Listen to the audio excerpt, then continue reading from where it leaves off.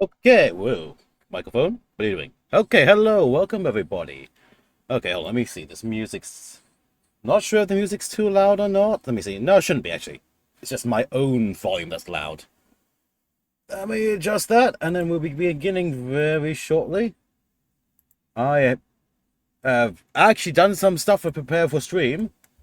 I just need to get things going. I just paste this thing in a few other places first. And then we're good to go.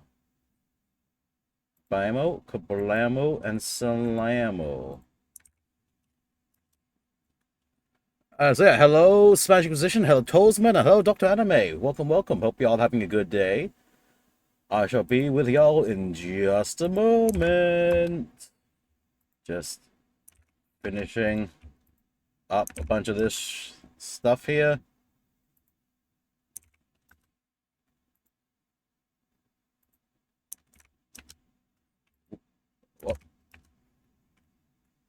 Okay.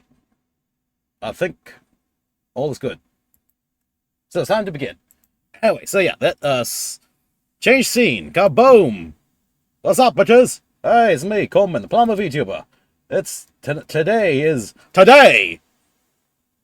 The enemy, it's at our door, as you know. But anyway, actually, yeah, today is a little bit of a change up just because some schedules changed, so I had to redo a few things. Not much to redo, and let me just reprioritize a few things. First off, number one, I need. Oh, first off, where? What was this tactical rock for again? I'll put that tactical rock somewhere. Hello, Nutty Bear. Yep, it's a Coleman. It's me. Oh, focus. There we go. So yeah, first off, the itinerary tonight, the plan, the grand scheme of things, is I want to get this Chaplain from Armageddon box set battle readied today. Pretty easy. Just airbrush him all black and then do his detail trims. And he's a push-fit model, so I can yank him apart as I need to get to the parts I can't reach. So that's that.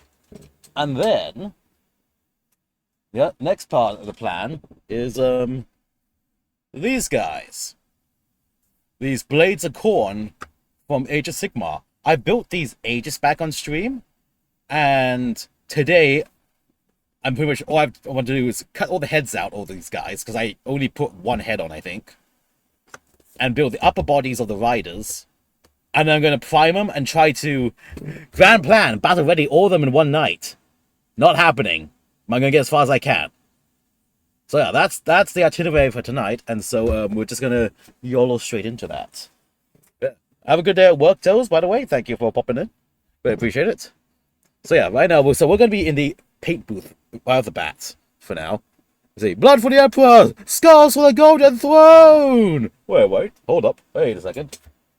Wait, hold up. Wait a second. What? It's time for the Spanish. It's time for the actual Inquisition, Spanish Inquisition, and the regular Inquisition. Aha. So yeah, so because I know because the Blades of Khorne, these guys, better be bring these guys. These guys have a lot of trim. Well, okay, focus, please.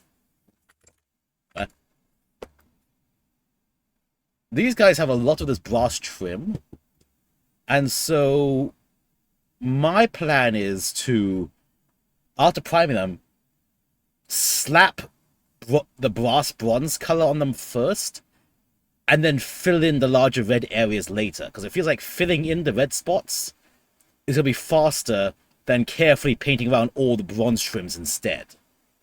So that's the plan I have for this. These guys, that's going to be a lot of skin tone, but I've got 3 different skin tone colors and skin tone adjacent colors to work with. So, yeah, we'll see how that goes. And then first, it's just black pants and some brown straps. These guys, surprisingly, not much brass trim on these guys, actually. So I might prime these red, and then for these ones, just do the brass coloring separately instead. Yeah, I thought they had a lot more brass to them. But these are actually dark red for the Juggernaut Rhinos, the Skull Crusher Rhinos, and then a regular red with a bit of wash for the riders. So yeah, that's the plan. But first, let's go with the very fast thing to do is just prime this guy black, As he dries, I build up the guys. When he's dry enough, I'll come back and paint his trims and stuff and base him. So, we're going to go straight to the airbrush booth. I did not turn my airbrush compressor on beforehand. Anyways, we're just going to do a very quick airbrush of some Mecha Color Black primer on this guy, and that'll be like 90% of his coloring done. Although I have taken a fancy to using Doom Metal on my Death Company and my Chaplains, because it's a dark gray metallic, and that looks quite nice. And if it's just a little bit too light, I can put some neon oil on, and it darkens it down quite nicely. So yeah, well, so we'll see how that goes. So let's switch camera to the airbrush booth, which is very clean and proper, I promise. Bam. Yeah, look how clean that airbrush booth is. Oh yeah, look at that. So again, my camera mount seems to have lost all friction, so it just likes to wobble nice. The end of the thing likes just wobble around a lot. So let me just get a decent angle for this. Feels good. Quick check with some thinner to make sure it sprays properly. Yep.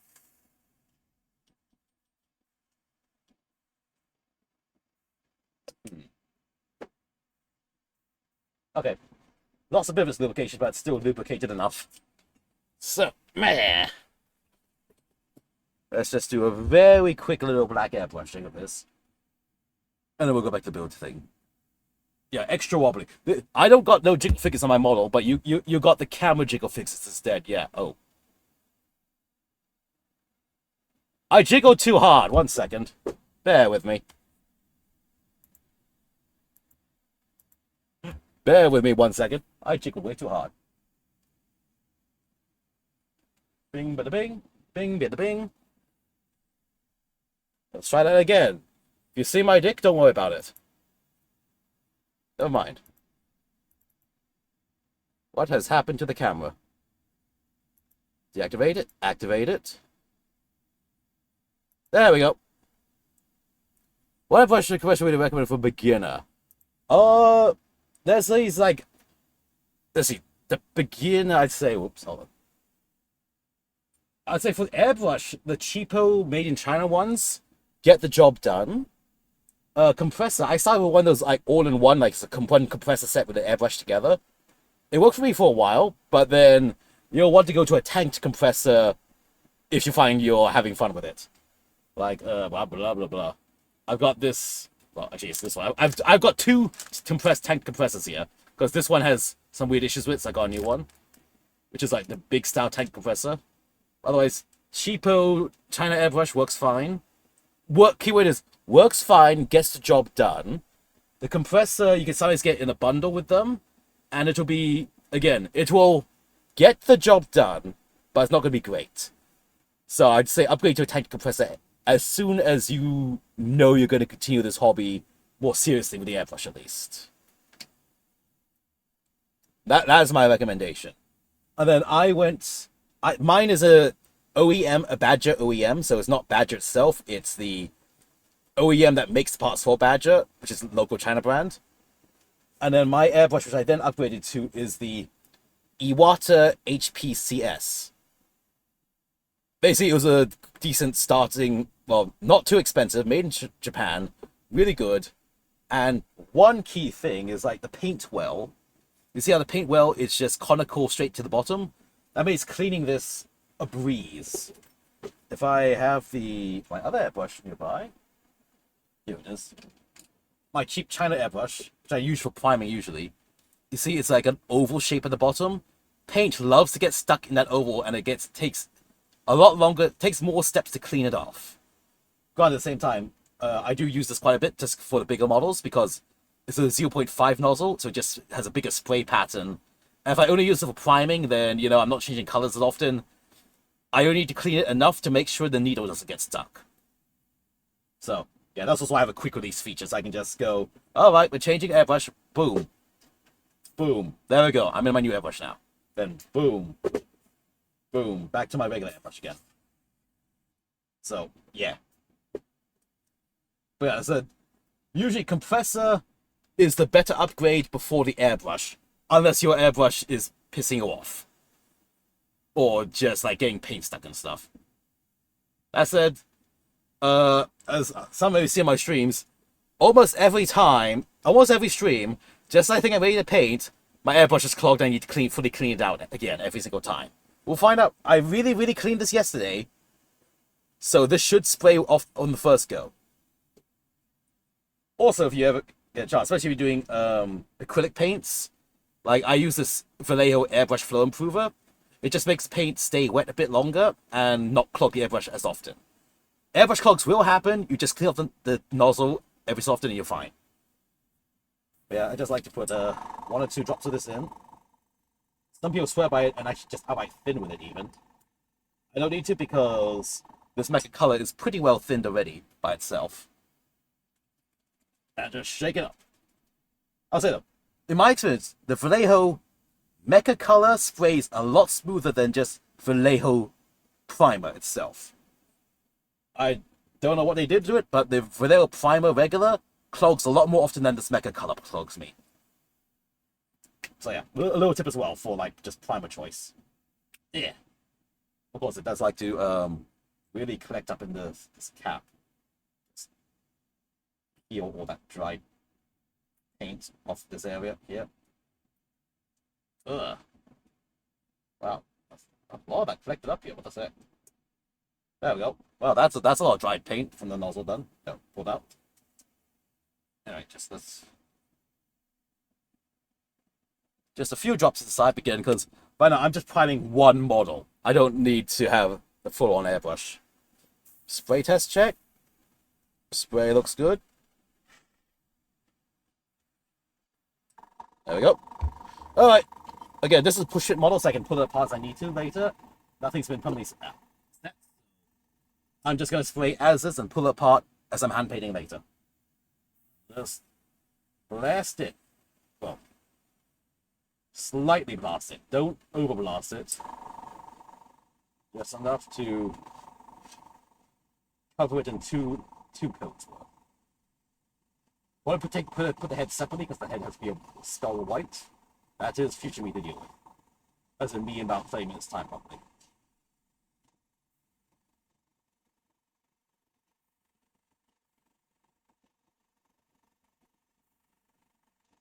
Just because this chapter actually making sure the primer is fully covering everything, just because this armor is meant to be mostly black anyway.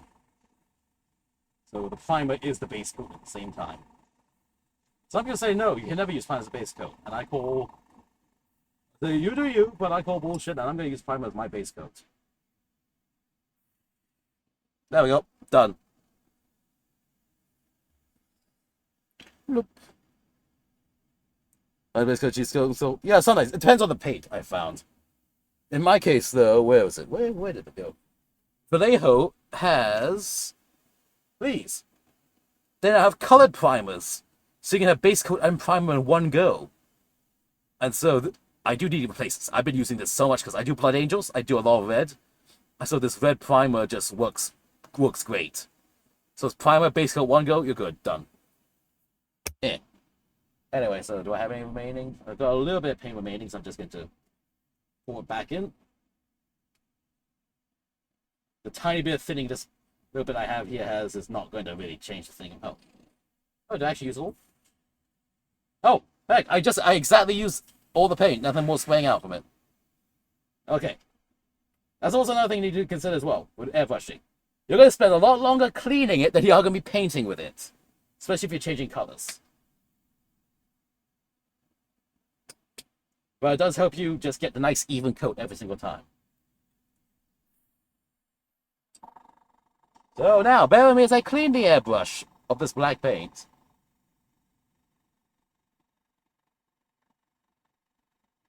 If not, just to make sure the needle doesn't jam again.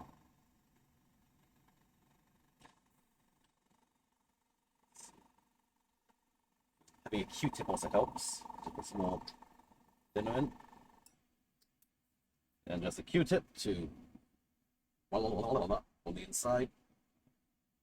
Pull the needle out as well, helps. Just clean out the entire cup, make sure all the stuff is dissolved.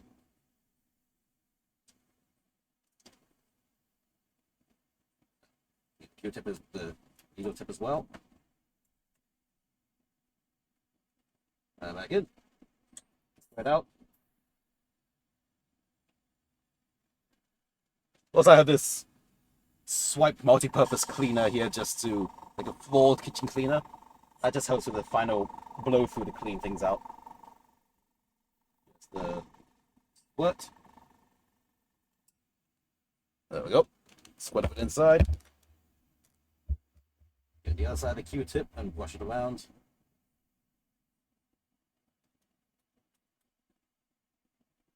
The nozzle. Spray's good. Yeah. Spray it out. And that should be clear enough for the next paint job in a moment. After I build the things. Although also be sure to blast some water through it just to make sure the cleaner's out a bit now. Hold on. Wow. Wow. The lighting difference just being like one hand in and out. So I should put the camera. Oh, it's fucking. What's that? Is that? Oh, that's the camera's own cable. Hold on. Let me adjust the cable without the camera disconnecting again. So I should have the camera here so you can actually see what I'm talking about the whole time. So, just a spot of water for my bottle of water because I'm lazy. Yeah. Okay, now it's more than a spot, but good enough. And just spread out. Well, okay. Spread out into the airbrushing pot that has a totally doesn't have a clogged filter. It has a clogged filter. I have not changed it yet. Okay, it's almost sprayed out fully. Let's spread out quick. Nearby tissue. Down.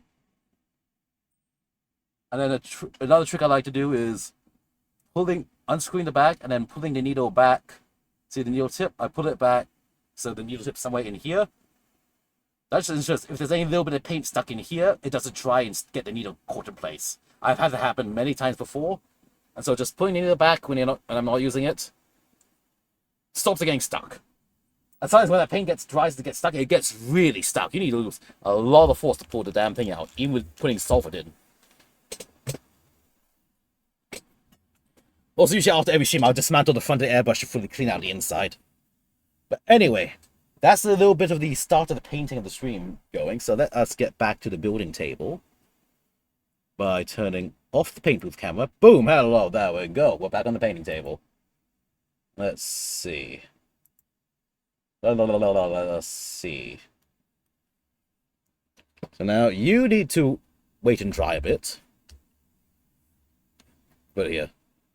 Base black first, then add other layers. Not buying special ones, haven't for 30 years. Again, as long as it sticks, you're good. Also, basically, if you cleaned the plastic as well, like you've washed it off and so on, then you're probably fine anyway as well. Well, yes. Anyway, it's time for the Blades of Khorne. While this dries, Blades of Khorne time.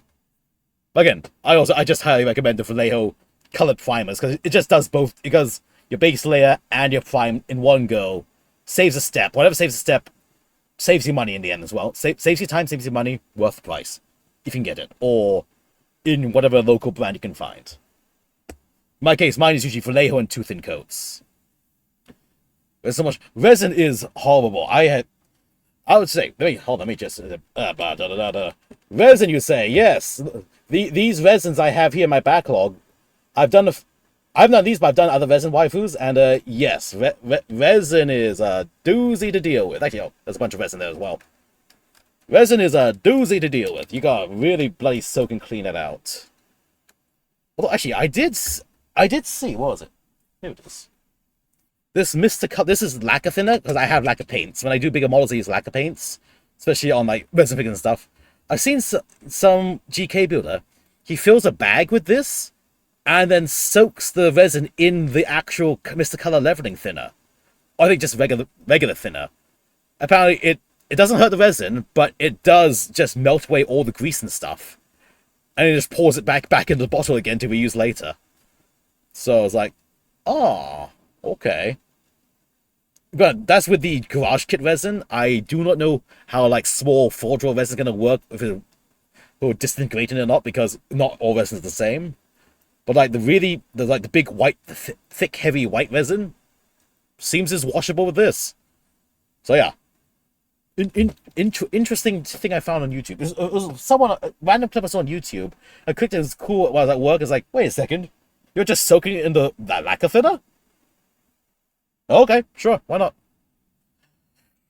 Say, keeps getting Warlord Titan, not a fan of resin. Yeah, I guess I don't mind resin, but I ain't got the space for a Warlord Titan. It's like, god damn, that's way too big. I've done an... oh, do I have the picture? Hold on. Do I have the picture on hand?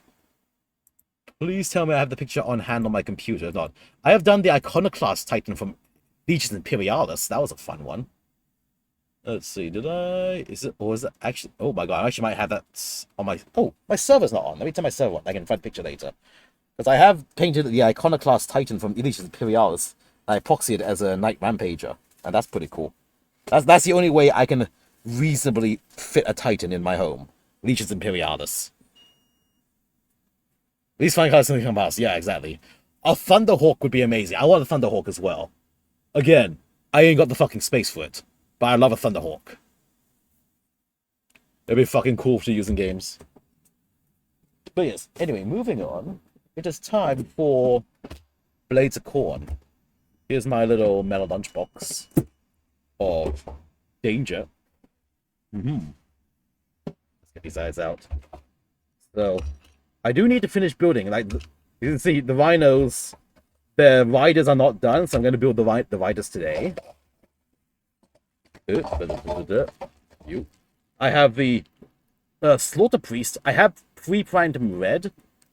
And so, I saw a thing where they say you prime red, then you dry brush a skin tone on top of it, and that helps add the shading. So I'm going to try that. I don't know how I'm going to dry brush him with all the spikes in the way, but we'll figure it out. And then I have a bunch of these headless blood reapers, blood weavers, blood warriors. I'm not sure. Basically, I didn't put the heads on because I wanted to paint the heads separately. The sergeant's head is put on, which I'm going to have to pull off and then later. Blah, blah, blah. Just grab all these blood weavers out.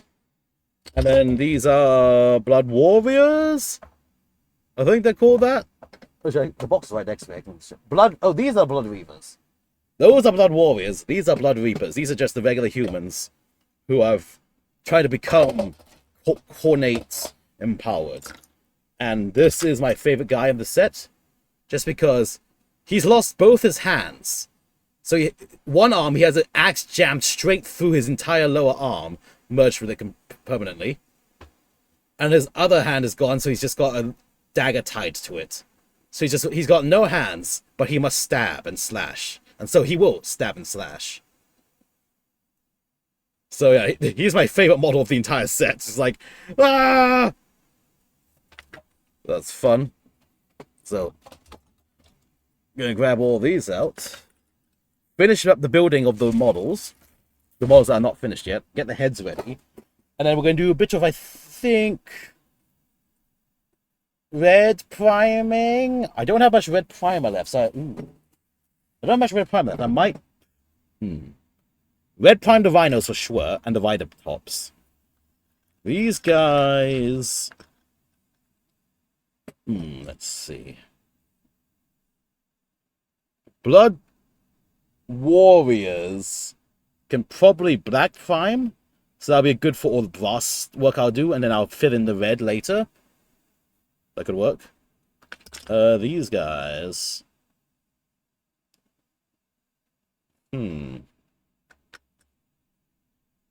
Maybe I'll just I'll try the Zenithal with them, a black and a white, or just spray them white, just because they got a lot of skin on them, so maybe just a white prime on these. And then I'll work from that. Feels like it. Have space at the cache. Yep. You find more space, just order more Death Corps troops. Oh, good luck to you for that one. You don't need sleep, get rid of your bed, and you have more space. Exactly. Oh, no, no, no. Replace your bed with a bunk bed, so the top bunk can store some more boxes above you. There you go. Yeah. You have to think with the verticality of it. Why sleep next to your backlog when you sleep under the backlog? There you go. Anyway, so yeah. So this is the plan. So now let me get the box. Oh, that's why I can't search it up usually. It's not called Spear, it's called Vanguard. Vanguard is the old name for the Spearhead, like Combat Patrol or Age of Sigmar. Yeah. Yep. Check that out. So let us get building. So I think first, the heads are going to be easy to pull off later. So let's just pile over you back here. And let's get the riders for these Juggernaut Rhinos going. The Mighty Skull Crushers.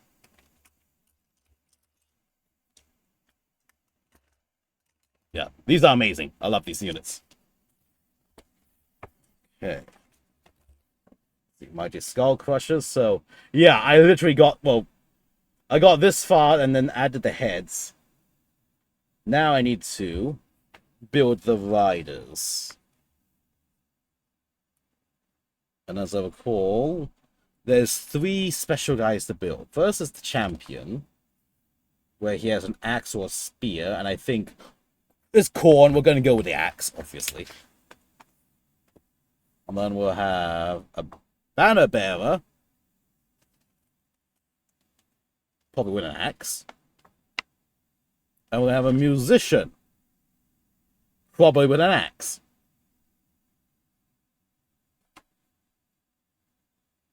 Actually, no. Ooh. No, big axe for leader dude. But then spears. These are cavalry guys. They're spears and lances. They're gonna go poke, stab people with it. Yeah, no, one more thing. Why am I giving them axe? No, they get the spears. They're gonna get spears.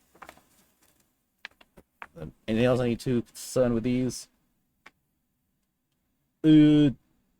Choosing shoulder pads, details, tilting plates, and oh, they actually one guy gets. Do they get a shield on their back?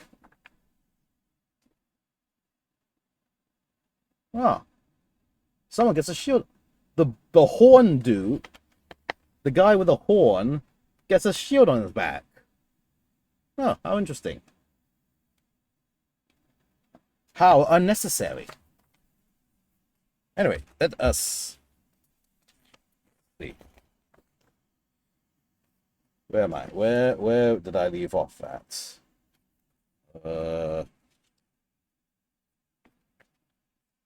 Here. So B3435. Alright. We get those bits out. These are the other dudes' things.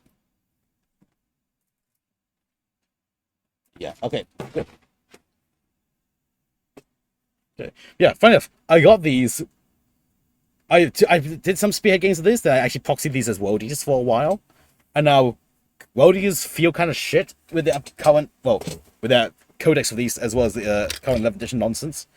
And so they're going back to be the spearhead guys again. And since we're taking spearhead a bit more seriously now, let's battle ready these guys. So yeah, anyway, I need which rhino who is who? Which rhino is which? I think it's this rhino first.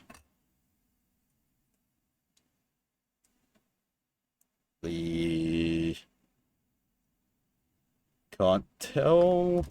Oh wait, that's what's happened. The wrong heads up. Thankfully, the heads pop on and off quite easily. I just used blue tack to hold them in place. Oh, yep. Get your little collar back on. Yeah, fine. So this is not the sergeant, the champion's Juggernaut. So now let's get that champion built. 34 and 35. Gonna find 34, 35 now on this. You're the horn duter. You're the flag bearer, which makes you the champion. Yes. These are all skulls for Khorne.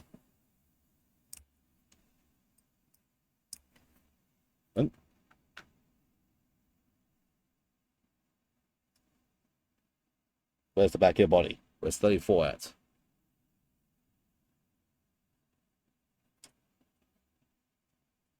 So where is 34 at?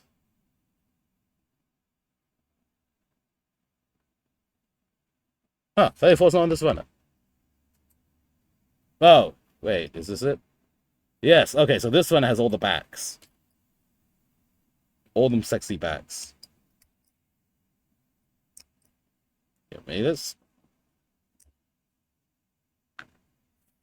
What else do I need? Oh, just those two for now.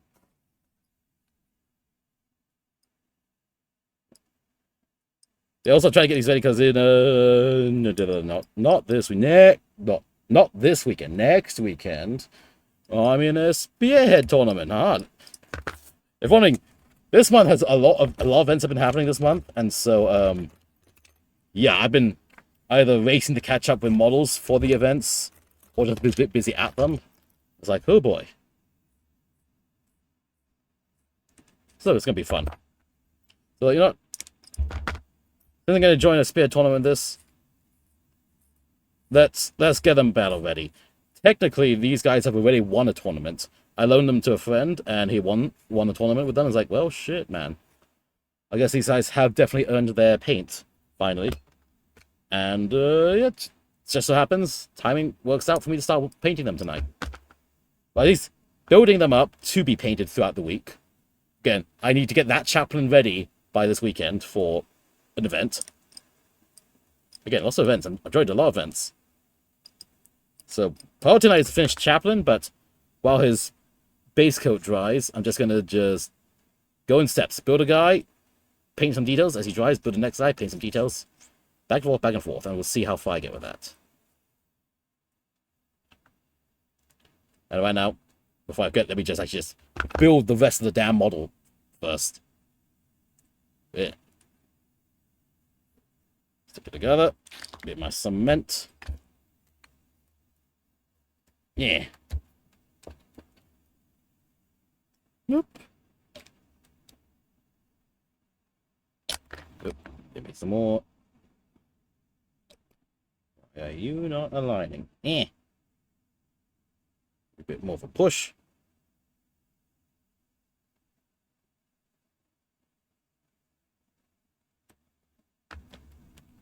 It's like you need some cement on the inside to stay together. There we go. That's more like it.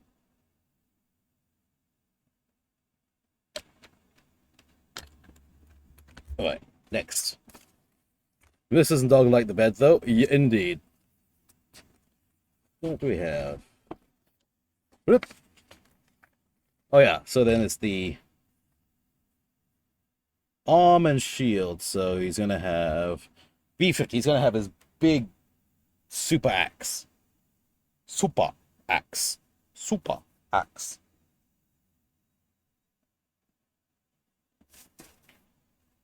Yep. Big double bitted axe.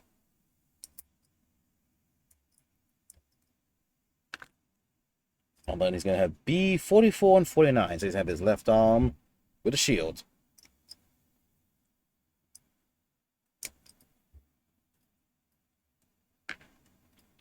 Then he has this, ow, very spiky shield here.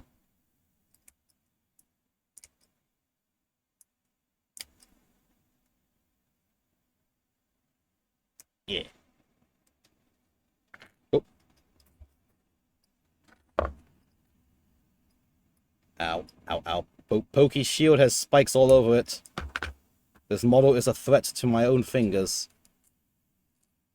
Khorne cares not from where the blood flows, even if it requires breaking the fourth wall. Well, such is chaos. Go.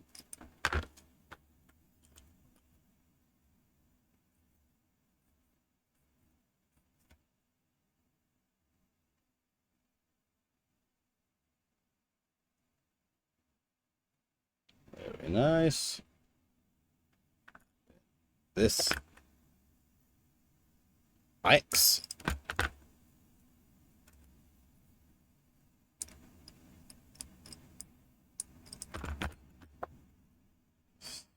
Smothering it down.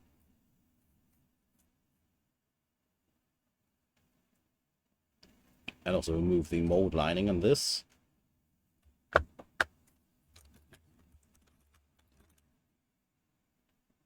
There's a slight mold line on the arm here. Not as egregious as I've seen on some other models, but it is there.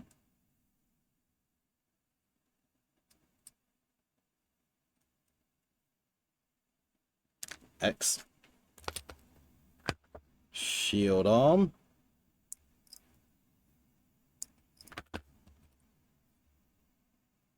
Again. Remove mold line.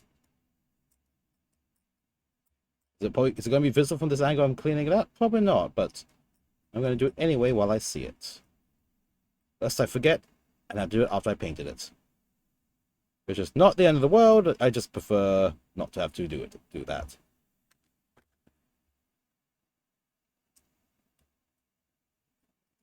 So scrape away the little cement line. Cement squish that happened here.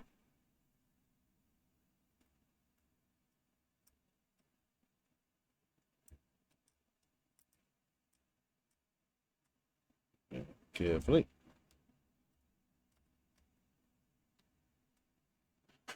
All right.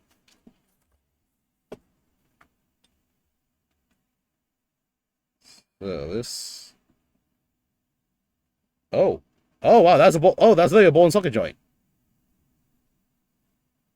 Ooh. Ooh. Ooh. Ooh. How do I? Okay. Oh wow. Okay. Let me figure out how he should hold this then.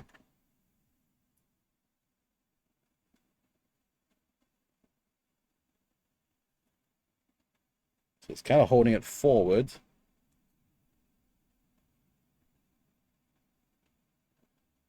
Let's see. He also says shoulder pad, number 8. Let me try to see how the shoulder pad goes on as well.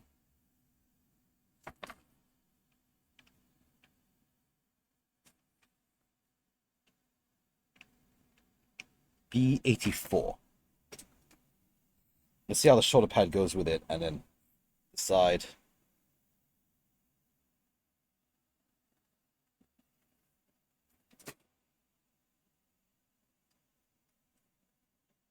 B84.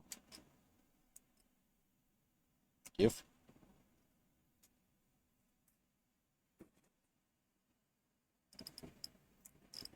Quickly trim it and sand it.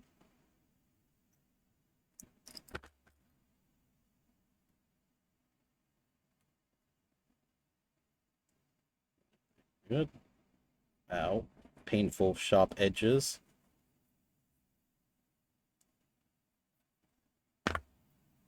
Okay. So, arm goes like that. Shoulder piece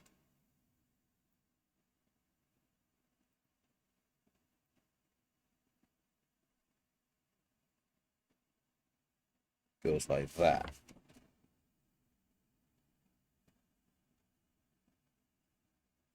It seems this arm has a lot of freedom to move it, put it as I like.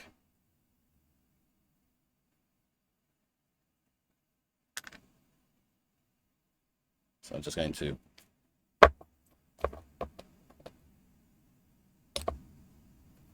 no, I'm gonna use super glue instead.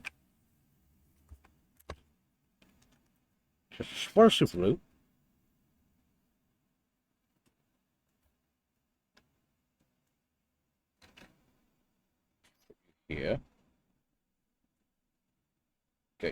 arm. Make a decent pose. Like so. Okay.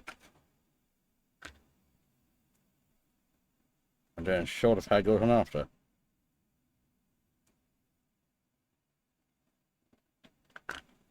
Just a spot some glue here.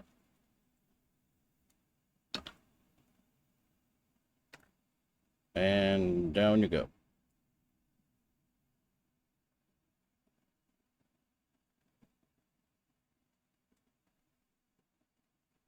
Looks about right.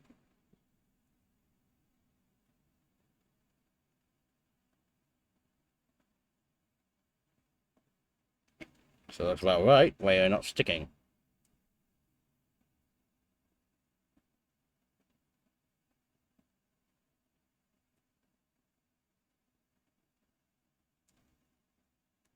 Right? Stick down, I say. That feels like it might pop off later. We'll see. We will see.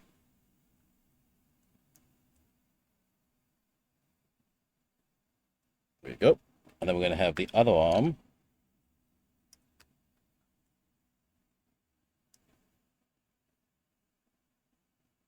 This attaches here.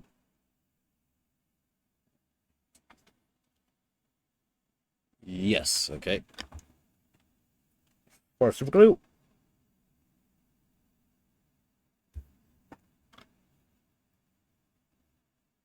And stick.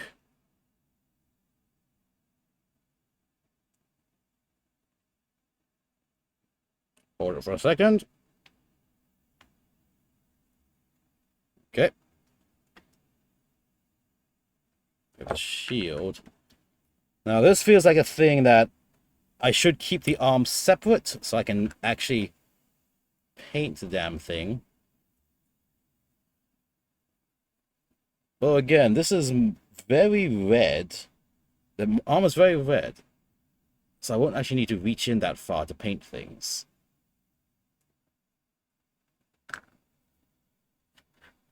Let's see. Stick you on.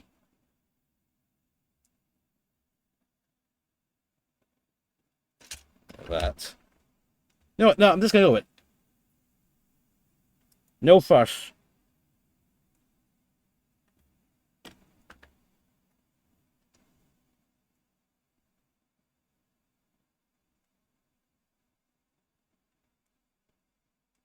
Ah. You're not gluing my finger in. Okay, like so.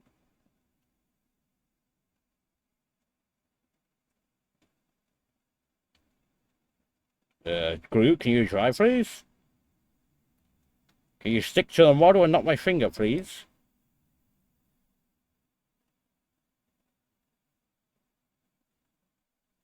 Come on.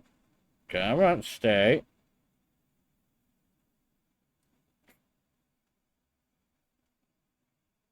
So. Uh, uh, uh.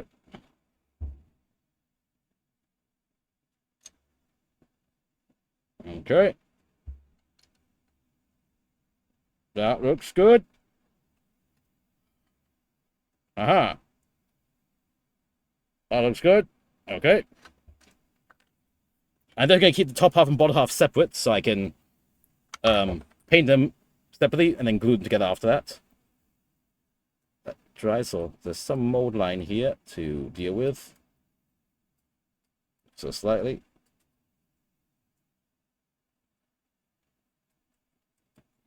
Alright, then you have another shoulder. Which shoulder is that one? That's a round one.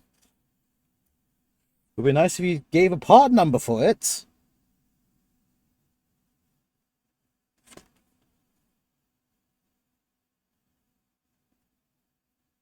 Well, they just say put part on. They don't actually...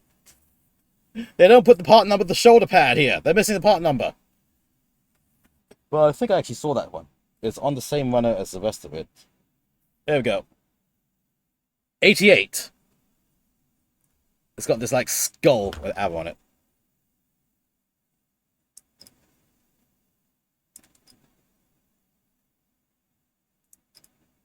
Huh. Give.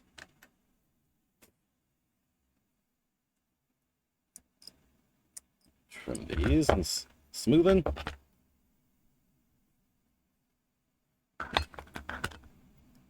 Trim these.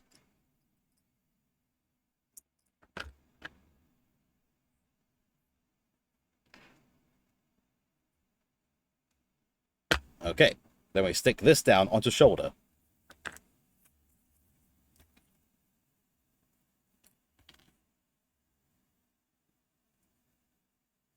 More a little bit there.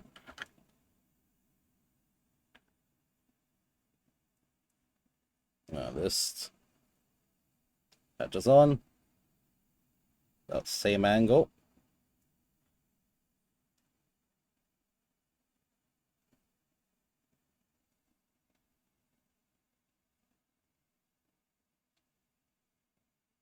About the same angle, I say, as it does not seem to want to stay.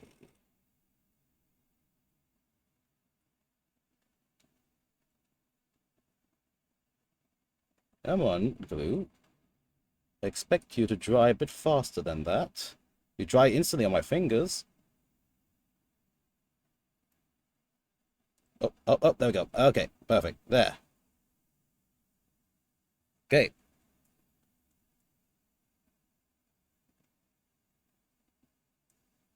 Nope. There. Come on.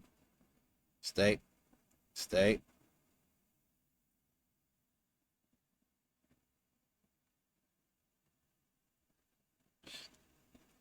Stay, I say. Stay. Stay, I say. Come on. Hello, Vanzig. What's up? Do I have blood letters riding the juggernaut? No, these are the mighty skull crushers. So they are the cornate dudes. Yeah, these are cornate dudes riding the juggernauts. This is from the Age of Sigma Blades of Khorne Vanguard, which is the old spearhead set. And they're pretty cool. I have a tournament with them in 2 weeks' time, and so I'm just, tonight I'm going to build them up. Between building them, I'm going to paint my chaplain for a tournament this weekend, and then we'll just see how it goes. And I'm just having fun building and choosing bits and bobs to attach to these guys. Like, I need the head. Of course, he's going to have the big skull head with all the skulls that's sticking out of it and stuff. Because he is the champion, so he's going to have all the skulls. Yep. Uh-huh. Was that the correct rhino to be no, I should have testing him on this rhino, not the other one. But his body still fit. Yes. Good. Okay, nope, he's still good. Yeah, no, this is my only juggernaut set. Might get more later, Curious might, we'll see. Right now, for my Vanguard and Spearheads, I'm just building them as is. I'm gonna use them as is for now. I don't foresee myself building a full AOS army yet, but the Spearheads are fun.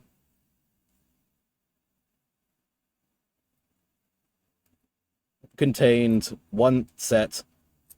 Pretty good rules, actually, so far.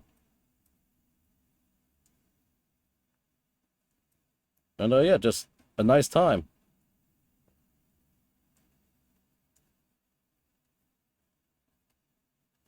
Of course, my grand idea to fully paint all these in one go tonight is not going to happen, most likely, because I'm spending time carefully doing these nicely.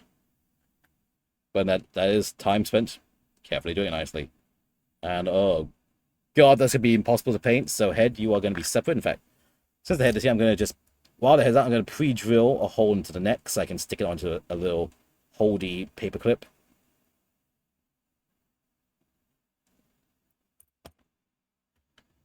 Paperclip.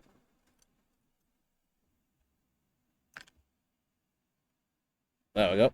Just whack it on the stick. There we go. There. And you actually, oh, you have, oh my god, how many little details you have?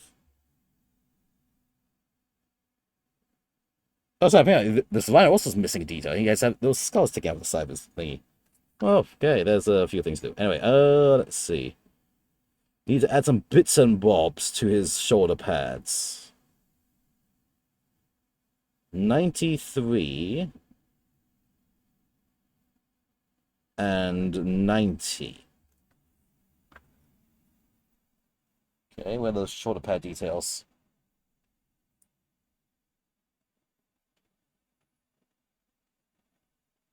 Yep. Where is all those little bits? What are you again? 93 and 90. Here's 90. Little tilting shields.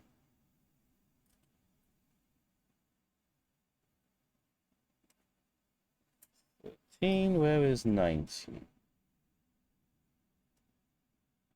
What? Looking for 93. It's a small round piece. Ooh. Very small round piece. Nope, it's 97. Where? That's 94 there. Where's 93? Here it is. 93, right here. Oh. Give me that little shit.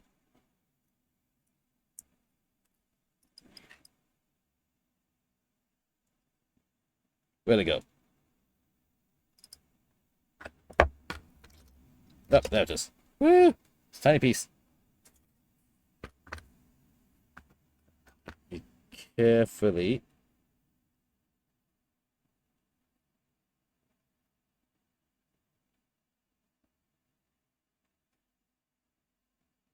Slam that down.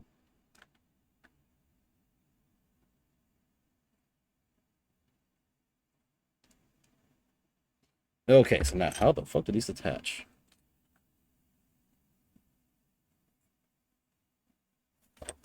Just sticks on. In that case, I'm going to use the cement to make sure it sticks on more permanently. Khorne cares not from where the blood flows, indeed, even as my own fingers. Bam. So this just... Okay, I guess that goes there. Overhangs a little bit, yes. Got the cement and dab it here. Poke it so it stays. Okay, that little plate is there. Let's do the same for the other tilting shield now.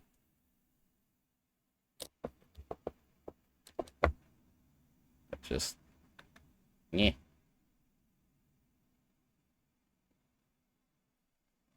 Goes in there.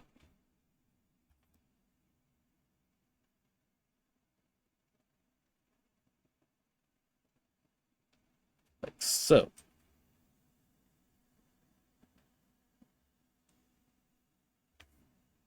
A bit further down.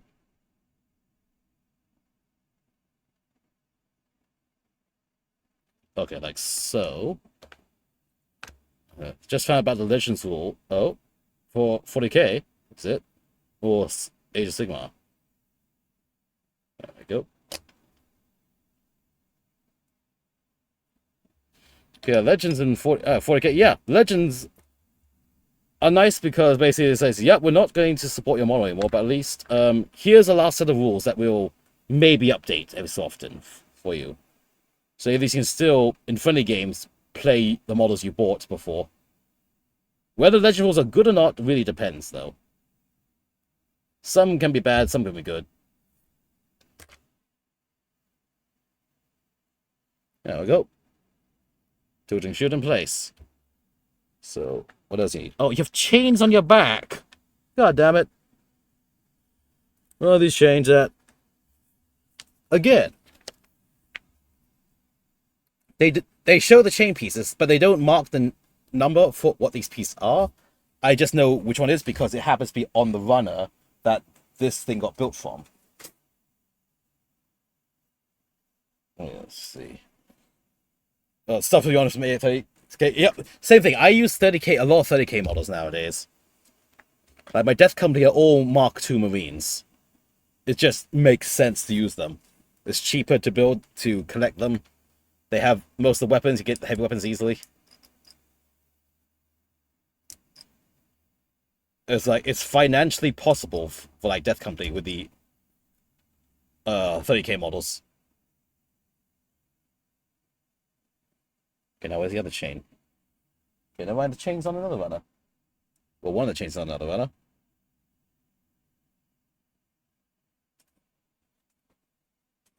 Yeah. New cruise class legends. Yes.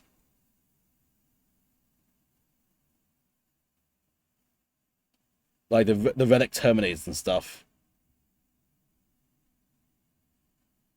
Now again, this is a case of hunt all over the runner for that one piece that I seem to be failing to see.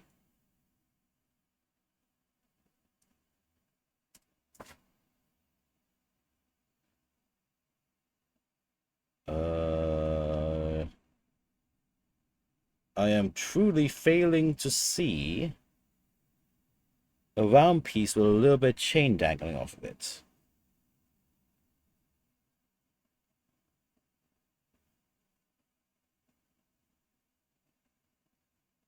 Huh, I'm not seeing it. That's some of the Violent Contemptuous for the Death Guard. Yep. The Contemptor feels kind of bad with his rules, but its 2-up revive is funny, to say the least. See that ability. It's like, oh shit, it just stands up again. Leviathans, I love them for Leviathans. I think they're actually pretty well decently pointed for what they can do.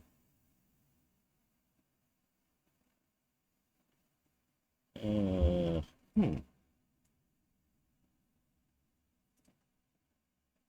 Um, am I really blind to this piece, or has it fallen off the run into the box somewhere?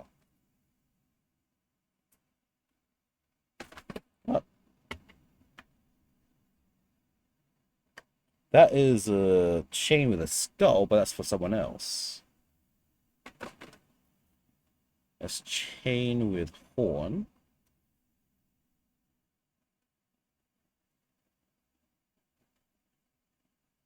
Oh.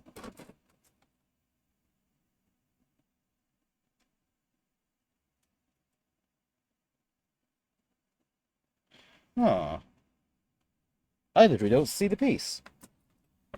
What the heck? It's not numbered in the manual, and I'm just not seeing the piece on any of the runners.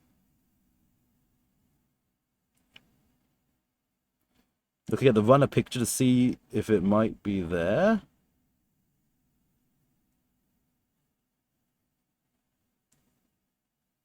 No, I'm not seeing in the runner pictures either. Wait, what? Is the instructions telling me?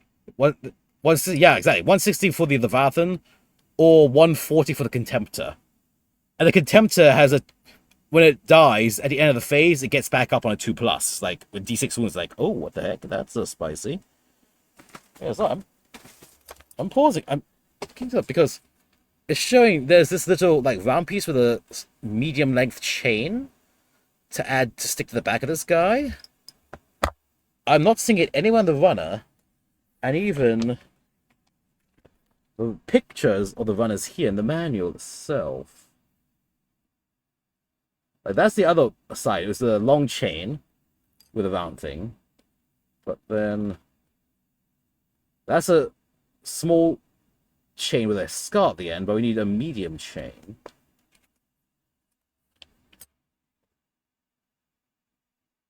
But the instructions is pointing to add a piece that is not even in the pictures of the runners. So it's asking us to add a non-existent piece.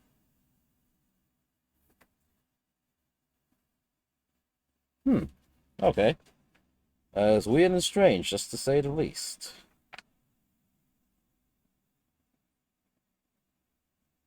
Let me just look ahead at the other two.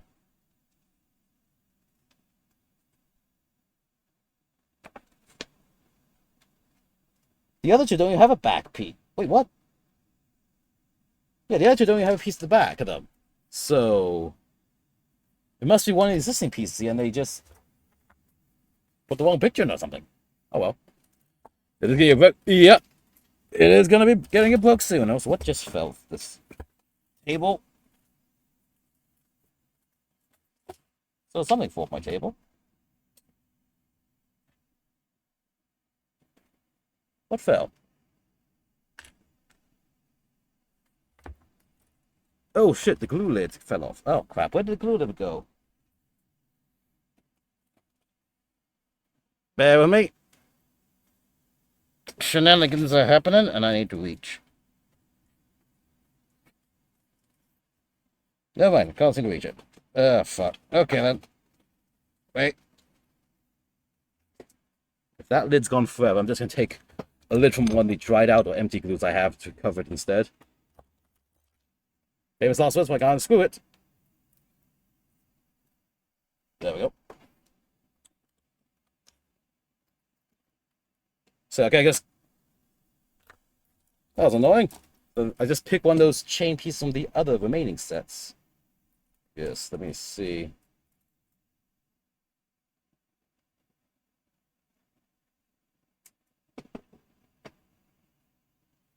Oh, suppose.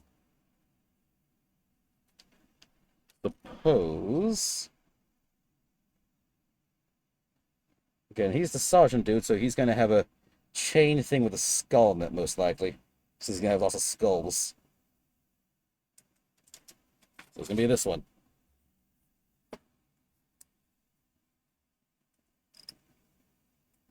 Give. Oh, very nice. Okay. Put it aside. Yeah, so do your best to get your discounts as you can, but 40k is certainly quite the hobby to financially get into.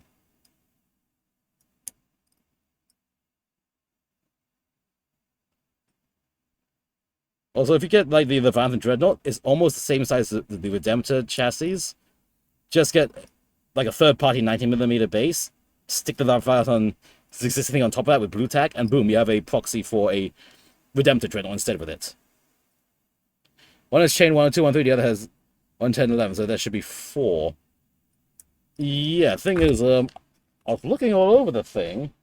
These are 1, 2. Then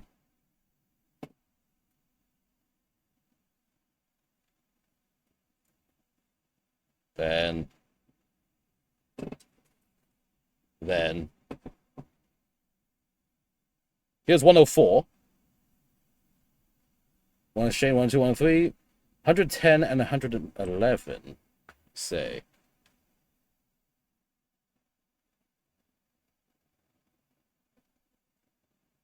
I'm just not seeing all these runners. Even the picture in the manual didn't seem to show it.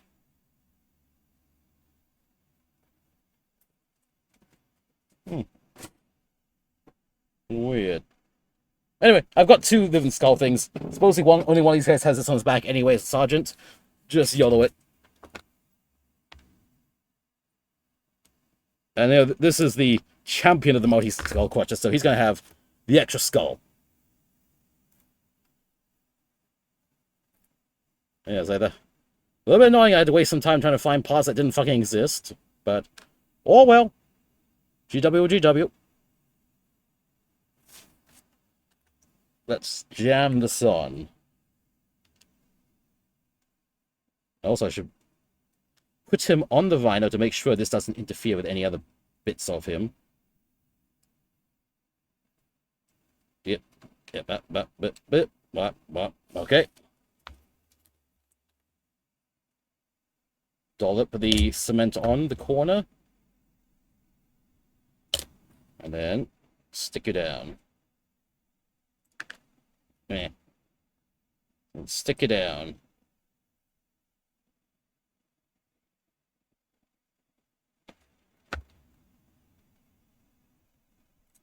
Yep.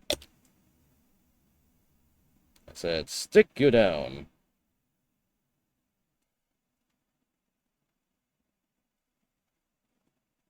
There we go. What could go wrong having chains dangling off the back of your armor while you're riding a giant rhino? Huh. Shrinkflation, yeah. Khorne has a bad exchange rate. Khorne cares about where the blood flows, but the exchange rate is quite bad right now. It's like you've had to cut back on the skulls for more of the blood. Anyway, let's just jam that in here. Okay, that's gonna fit no matter what, so let us dollop and stick.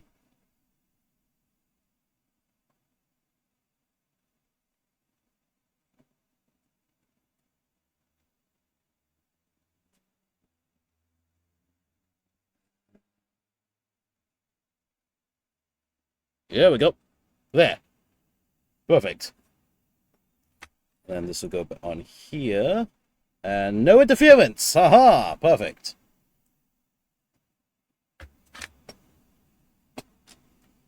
Okay. Let's see. That's that. And then also, the size of the rhinos has two skulls on the sides. Let me go back to the rhino now. The juggernaut. Add those two skulls on.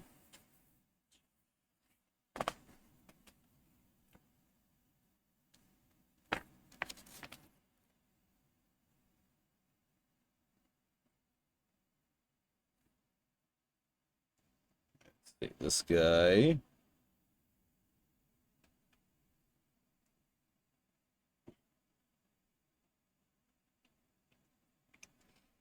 That's going to be... Okay, anything from 95 to 101. Alright.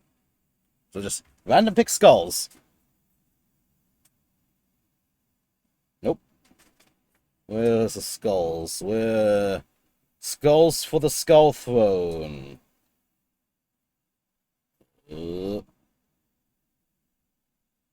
Okay, now what the heck? There's two scattered skull spikes here.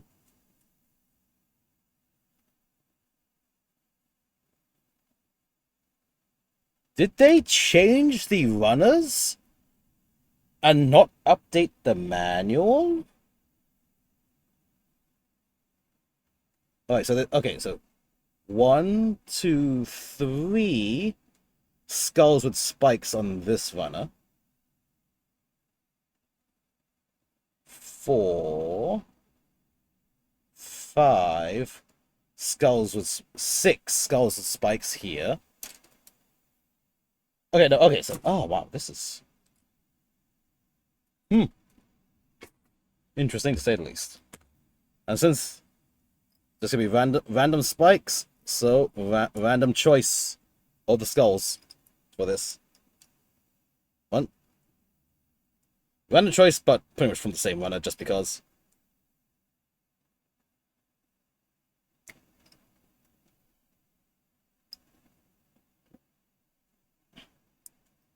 Bam.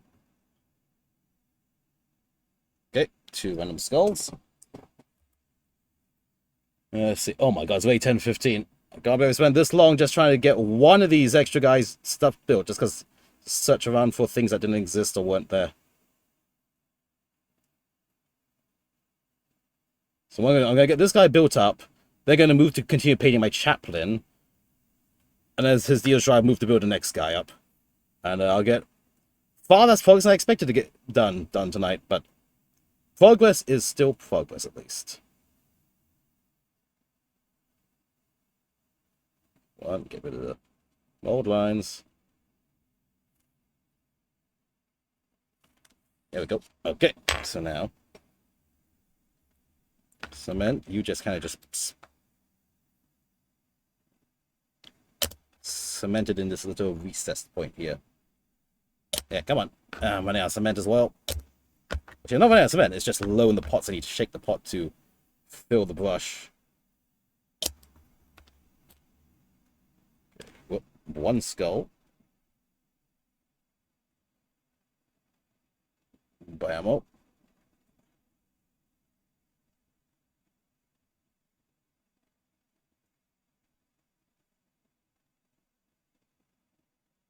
Come on, stay.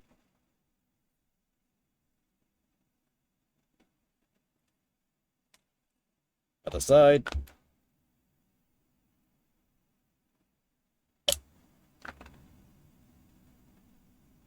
Stick this skull in. Bammo.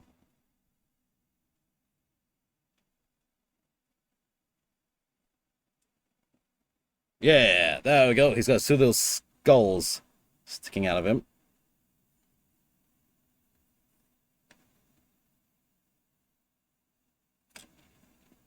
Let's see if there's some mold line I missed ages back.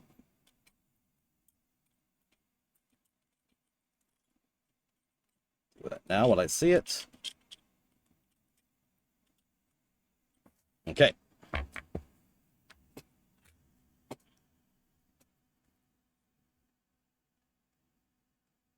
Should be good. So then this guy is going to look like... yeah, like that. Aha! With his really fancy skull head here. Okay, that's the champion built up. Now that I spent fucking forever on that one guy, let's quickly shift back into painting for the chaplain, which is the thing I want to get done tonight for sure. So, for all that, let's put these skull crushers to the side. Oh! Oh, something don't feel right! I don't feel good, Mr. Stark! Ah! Yeah. There we go. It's just... I'll put you in front of the paint booth first, so you're out of the way.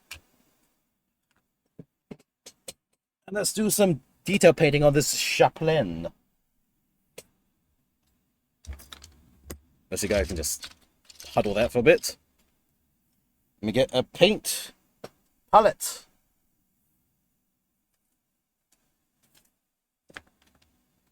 Yep. And some water.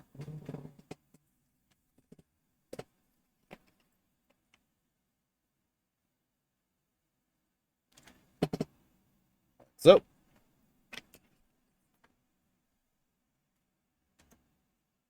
Okay, let's get some paint brushes going.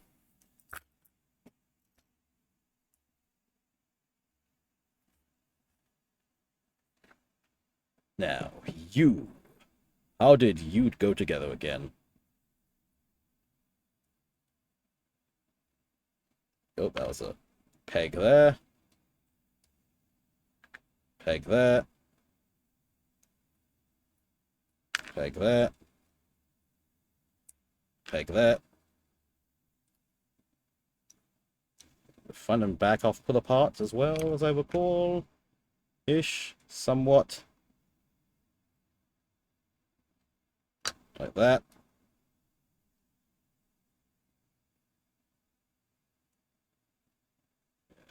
Okay, how did you come apart? Very carefully, I see here.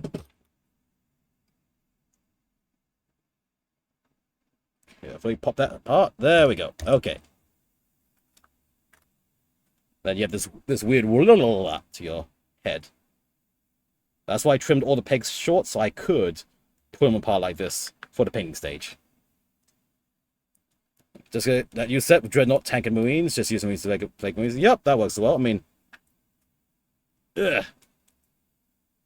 Although the Plague Marines already look like they have the Horus Heresy armor still, because they were the old Horus Heresy guys. So it makes sense. Go. Okay. Alright, so you are now separated apart. Let us start with the Doom, the main color of this. Dude, the Doom Metal. Whoop. Doom Metal.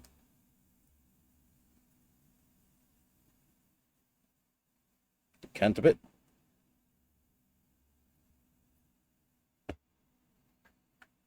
Just grab by parts here that will not be the Doom Metal color.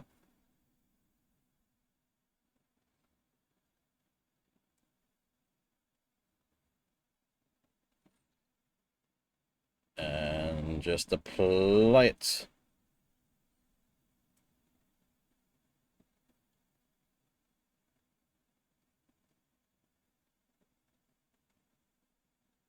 I had to paint a book, his little book later as well, because of course chaplains will always have their book.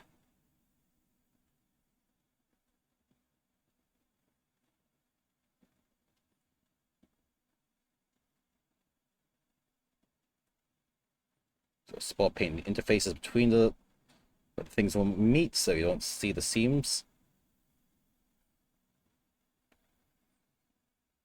Fun.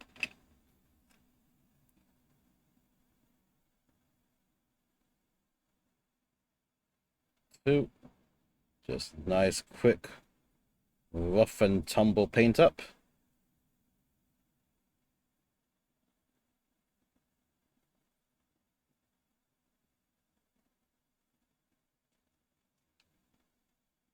I'll come back to the smaller detail bits in a second.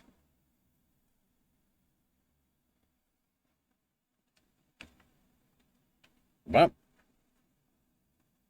Other leg.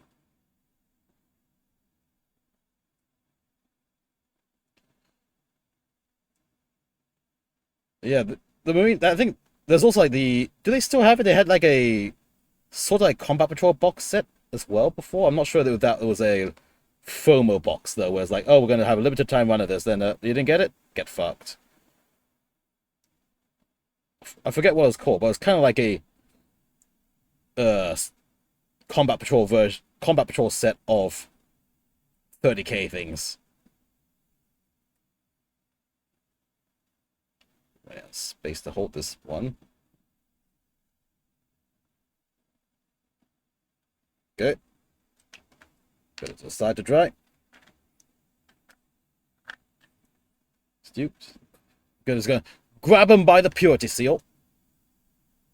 Grab him by the purity seals. Yes.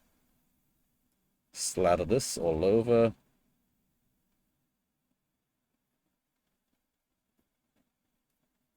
Everything important at least.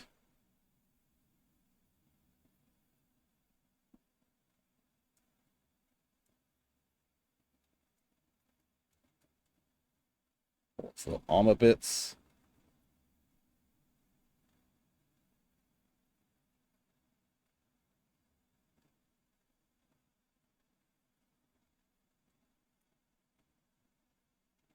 Yeah, paint also just some along the interface where the push fit will touch each other to hide the seam if it's visible.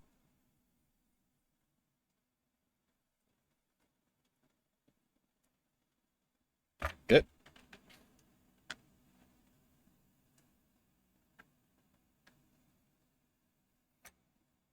Shoulder pad. I'll base a bit of it in the Doom metal, but then it's going to be a different color later for sure. Especially with the trims and stuff.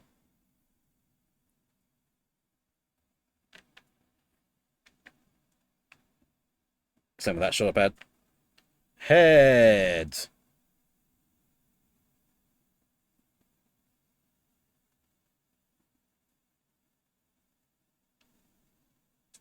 The back of the head is going to have Doom metal, but the front will be the white skull in the front.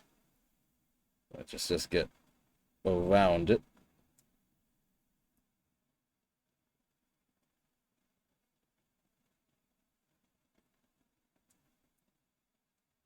Okay.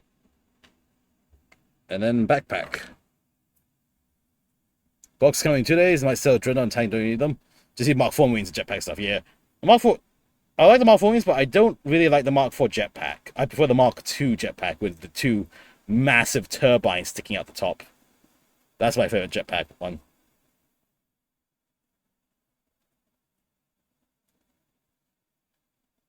Yeah, for my Death Company, I use the Mark 2 on foot and Mark 2 jump marines for them.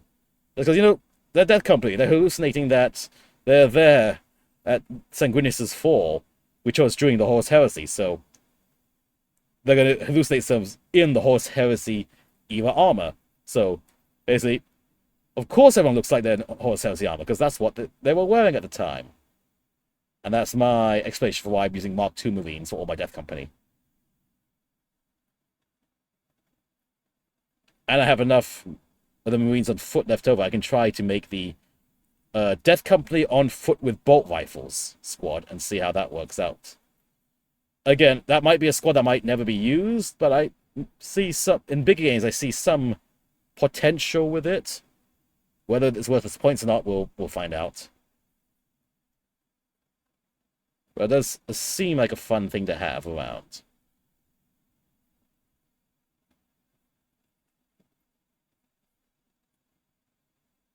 Yep. Alright, I've Doom metalified the entire chaplain. Doom got achievement didn't create a big central one for them. Yeah, exactly. That was annoying to say the least. Anyway, now that's done, let us continue with other colors on this. Let's see. Let me think and see how to do this. So what's going on here?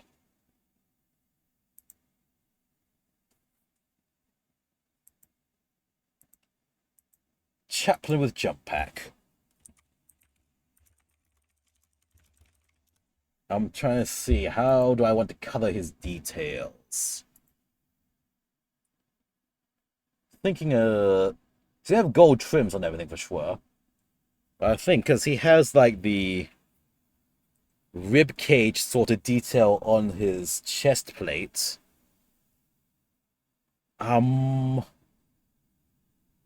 Might do...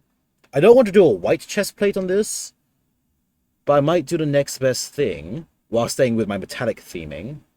Where's my dark steel, which is like... My dark steel, which is a light gunmetal. That's regular gunmetal.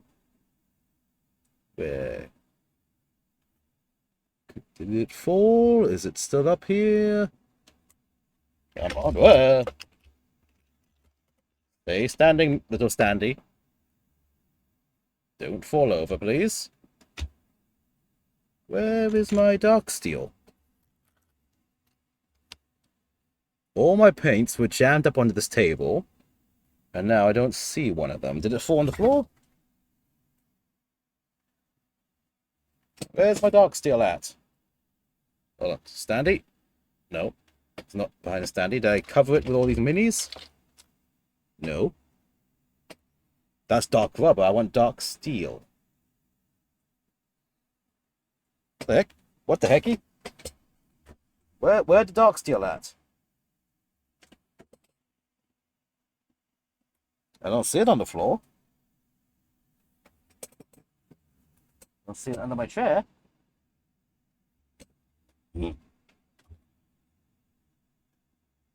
Yep. Ah, there we go. Got it. Dark steel. It's a light gunmetal. Let's go with that on the chest plate. There we go. Just a small bit under the pallet. What? Careful. Camera, please stay. Focus. Okay, let's grab you carefully. I think I'm gonna go for a slightly thinner brush.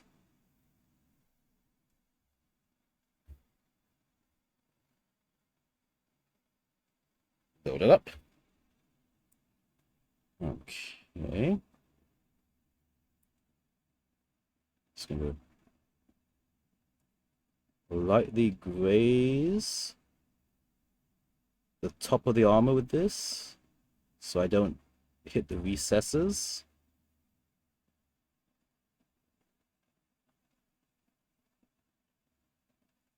Go around this little armor buckle area here.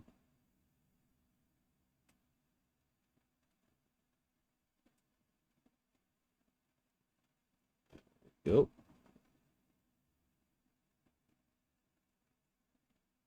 I'm just gonna have it cover the entire front half of this armor plate.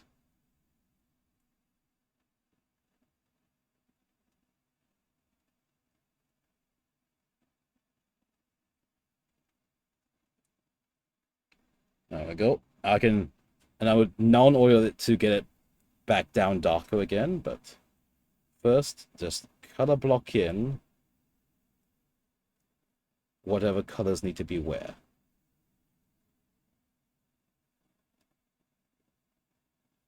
So I should also do the Abaddon black or just regular black onto all those armor, the armor rubber seams and stuff.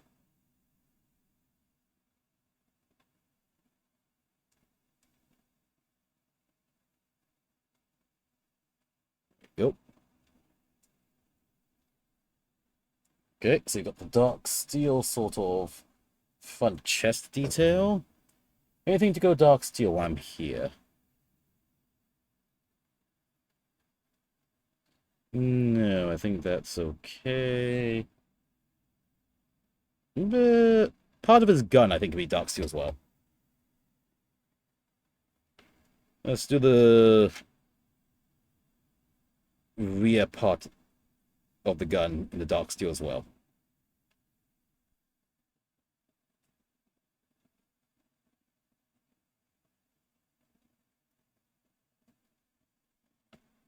Yeah. Then the front will be the probably a nice red color. A good little contrast between the black.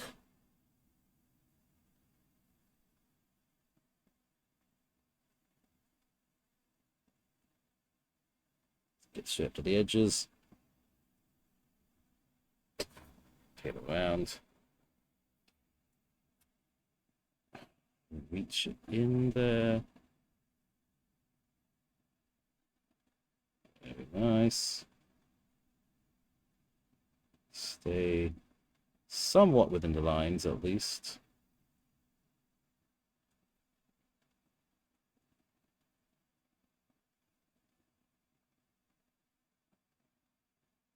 Right up to the end. A bit more.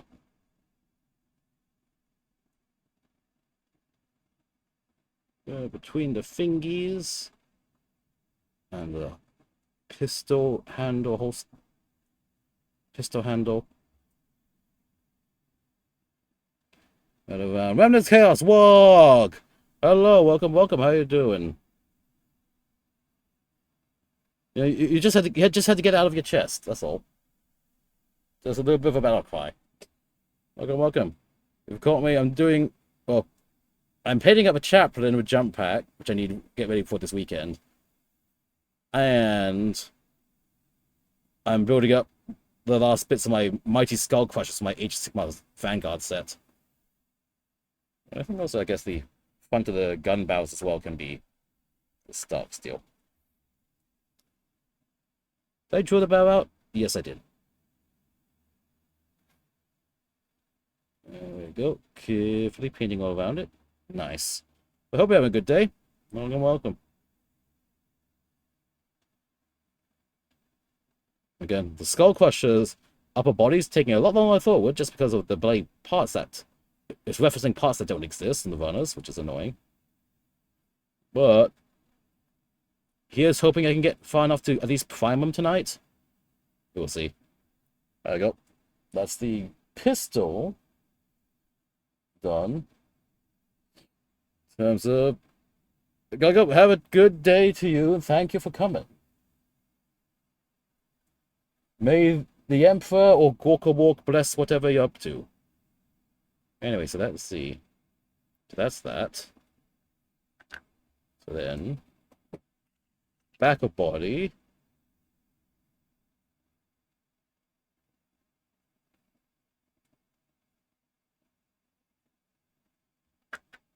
Let's see, how's it going to look when it combines together?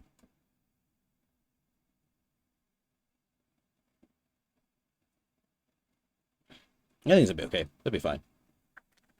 Anyway, let's see. What next?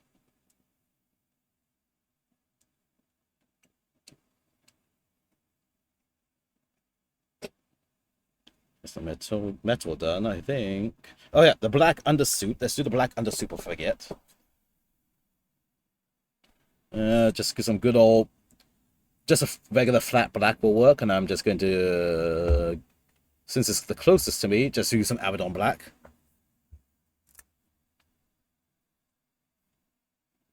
Just dollop it. Slam it down here. Perfect. What is this? No, bot. Get the fuck out of the channel. There we go. Be gone, bot! Nice.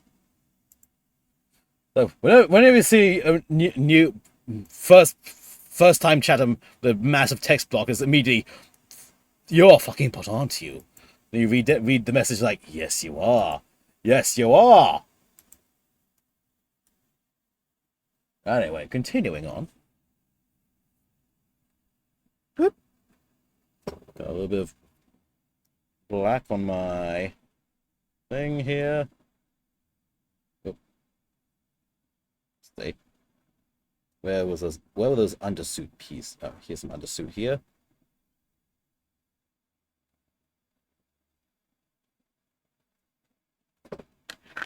Might not be that visible on camera, but the contrast is visible in person, and that's the important part. That's another thing. In terms of like painting for the camera versus painting for in person, it does actually change your paint style. But there's some models that look great in person, shit on camera, just because the colors and lighting. And others that look great on camera, but then kind of look in person.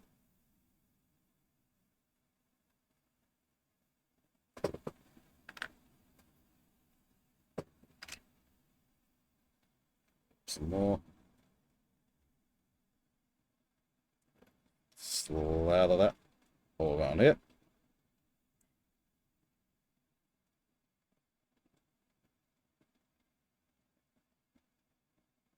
Nice.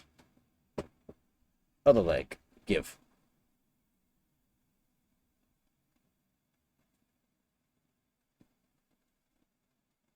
Actually, no, that's fine. The arms. Around the arms here, under the armpits.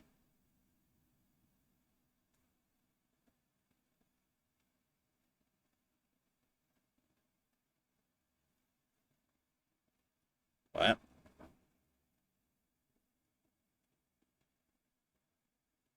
Okay. Got this.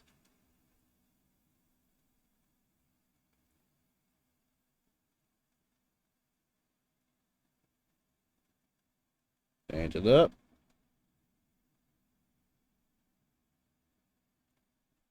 There's a spot here. Okay. Clean that off.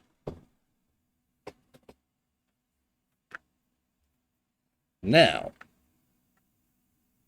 next color onwards.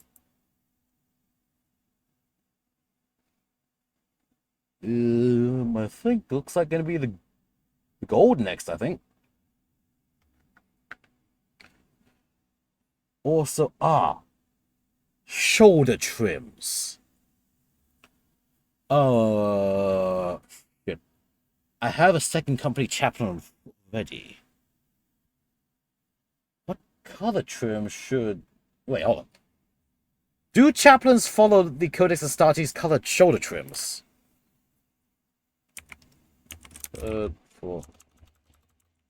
Third company chaplain. Do they follow the trim color? Warhammer 40k chaplain shoulder trim color. Wait a second. Oh, should be the thing. Okay, someone's asked this. I can company chaplain, blah blah blah. Same time, they're not attached to companies. They're above the company structure. The left show patch of company. Organized chaplains are not part of any companies. They don't have any prescribed. Oh wait, where? Okay, so where is the order of battle? Reclusium. Oh, okay. So the chaplains are not part of any of the company structures. Okay, so that means we can rule of cool the shoulder trim on the chaplain. Nice. I think before that, let's just go with the. Let's just go with gold. Let's just go gold. Let the regular gold trims on the rest of the body be done first. Oh, so actually, where's my Woundor brass? The chain on his neck. I think I want that to be a brass color. Hold up. Wait a second. Let's do the chain first. And I happen to have Woundor. I happen to have Woundor brass. So I'm going to use that. It's not like I have a million Woundor brasses from all the Imperium magazines.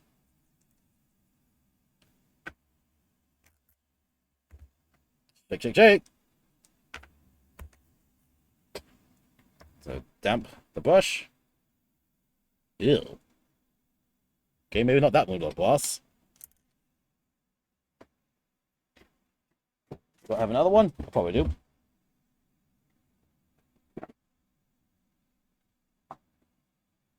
Oh, that's one of my side with. Balthazar gold I'll keep out just in case as well. Do I...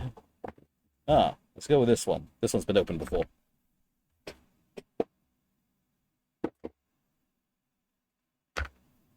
Alright.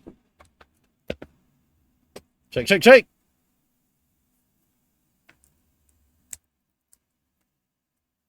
Oh my god, shake, shake, shake! Really shake this wood with brass to mix it up! That's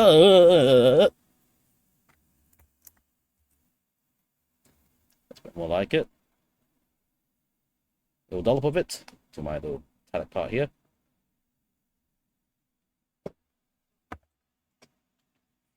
Okay. So, you.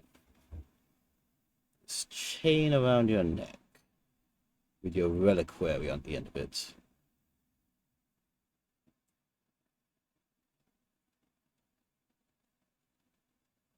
Just very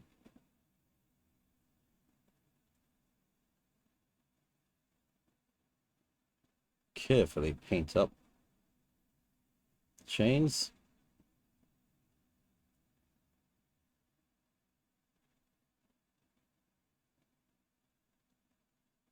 Knowing a black wash, we go over this to help all the recesses.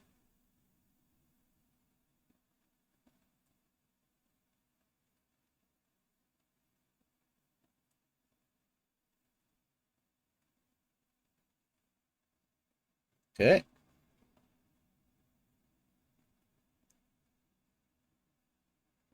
Does the back of the body have what? No, so that's just marked around that. Anything else can go brass? Think not. Bring it up. Now for the gold! I love gold! And my favorite gold to use right now is Retributor Armor Gold. It's expensive as shit, but it applies so nice and smoothly that I say it is worth it. Because you are worth it.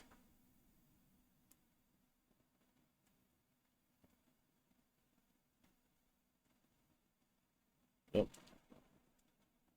Let's thin it down.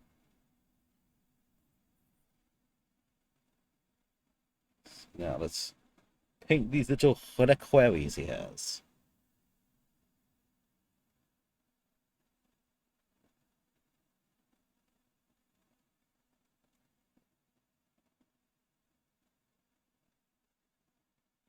Carefully.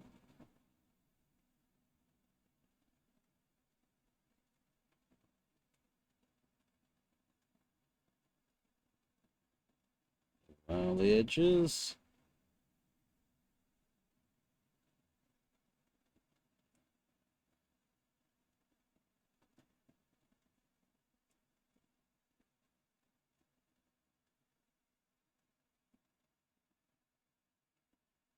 Outside rim edges.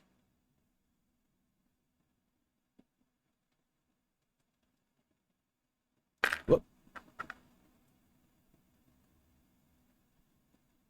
Okay, and also just other reliquaries here. This little thing dangling from his belt.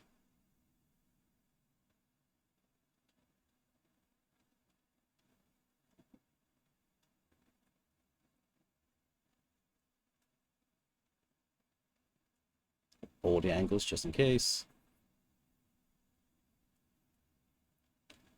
There's this thing around his arm here, but as I say, it's a prayer bead sort of thing, not a chain, so I'll find a different color for the prayer beads later. It's just, while I've got gold on the palette, do the gold. Probably do red prayer beads, honestly.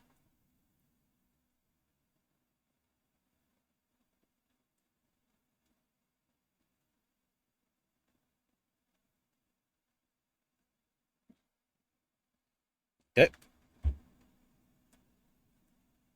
The gold bits. You know what? His belt buckle. He gets to have a gold belt buckle because he's that fucking bling.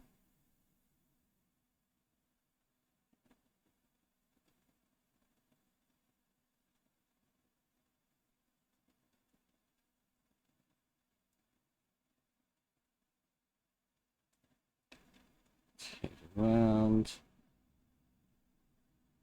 The side edges of it.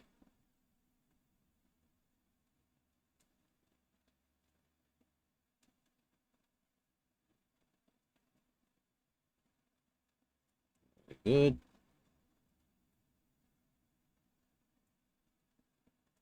Okay. We're down to his leg. He's got some trim on the leg to do.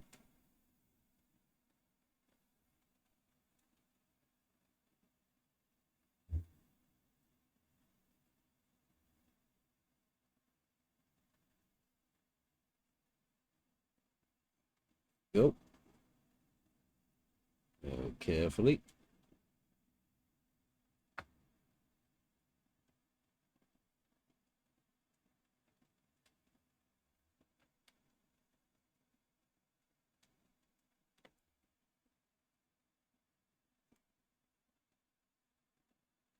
Very carefully.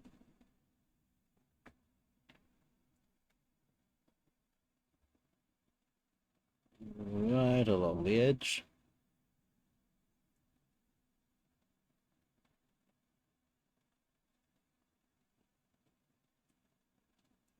Uh-huh.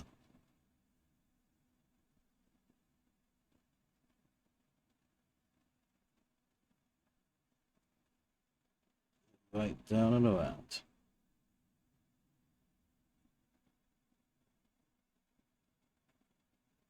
Okay. Other side.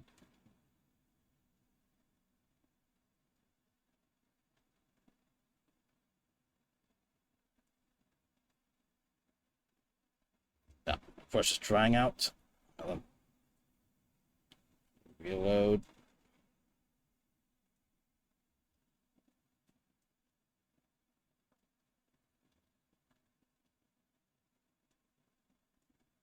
Nice and carefully. Straight down and along. As always, I can touch this up again later. I'm just trying to reduce the amount of touch-ups I need to do in the first place.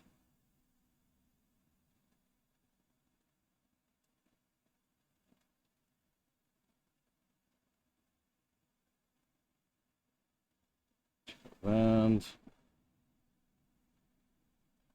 After that. Then, load again for the skull itself.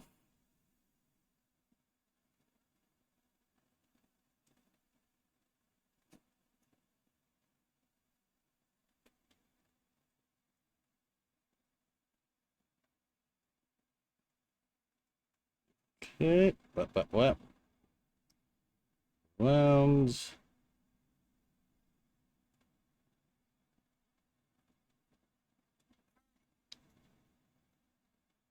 Very nicely.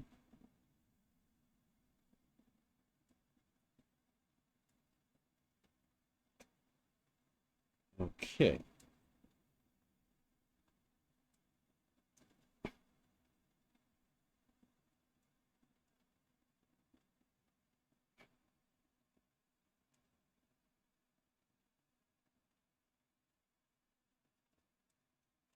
On the side, the center part here.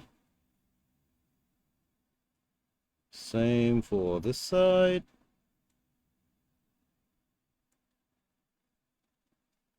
All right. Some touch-ups later. Let that gold dry first. And I'm just going to also continue with the gold. For the Crozius! So of course, we're going to have a nice golden Crozius.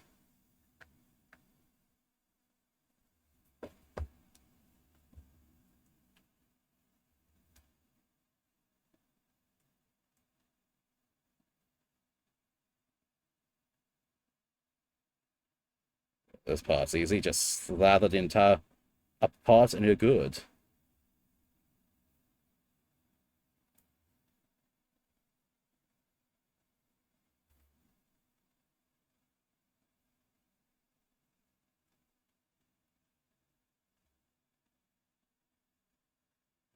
Go.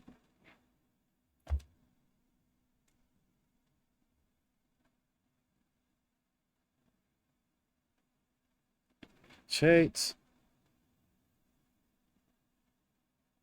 All along this. With the inside. I can staff the stick part I can repaint easily for whatever color I need to for that.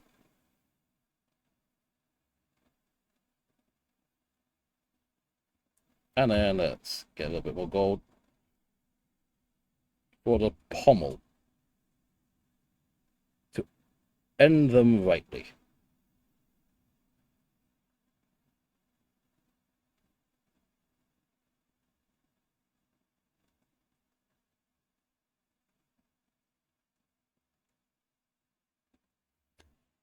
Okay.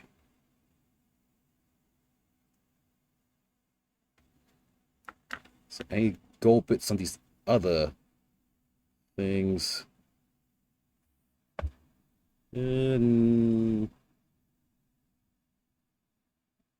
Nope. Nope.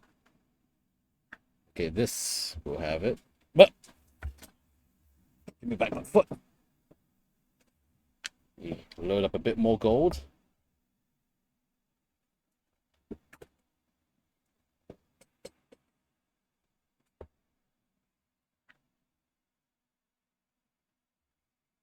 Whoop, not that foot. This foot.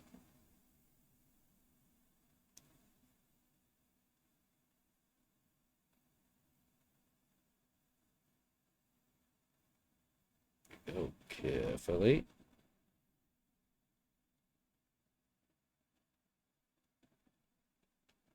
Very carefully.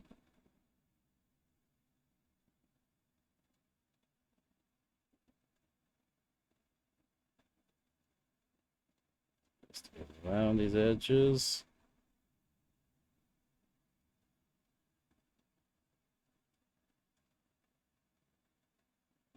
Right along that edge.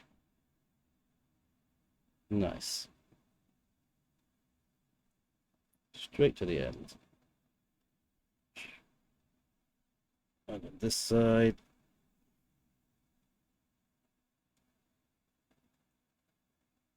Straight to the end.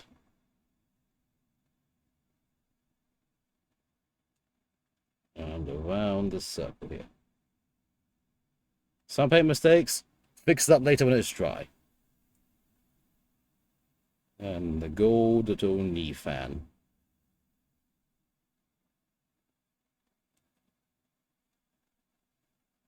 Whoop.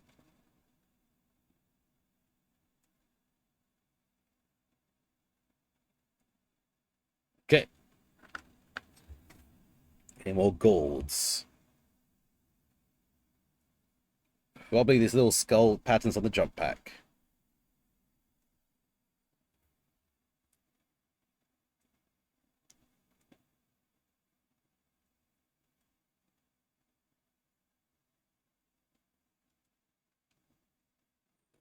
Carefully.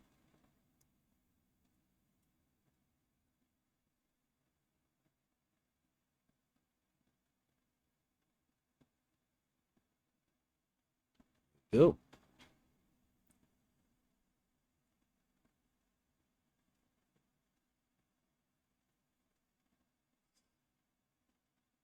Same for these little skull bits.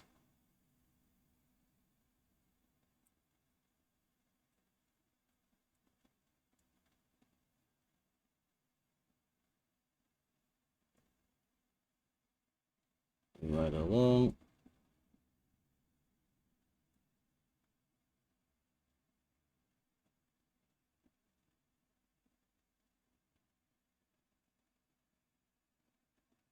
Okay. Oh no, you have. Oh no, you have some little trim bits on this as well. Okay, hold up. No, no, no, not done yet. The jump pack has some gold to add.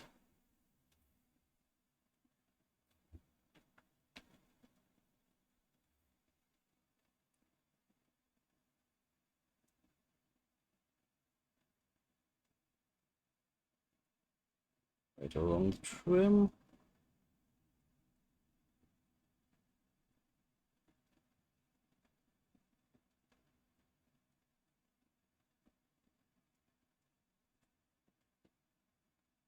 All the way along.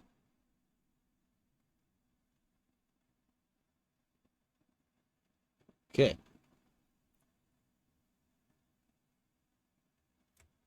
Hold up.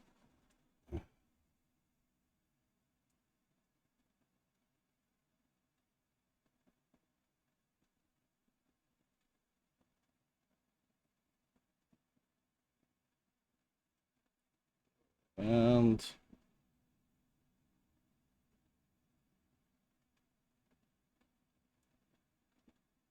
okay. Trim's done. Let's see. What other colors do I have here to work with? Hmm. We have all the purity seals, some gunmetal bits, some pipes, and so on. The belt, yeah, the brown part of the belt as well, and there's pouches and book. Let's clean off the brush first. Actually, it should be dry enough now. I can actually quickly touch up the doom metal parts. So, a little bit more doom metal. It's just a little spot of it. Don't need too much. Nice bit of dampness. Come back here.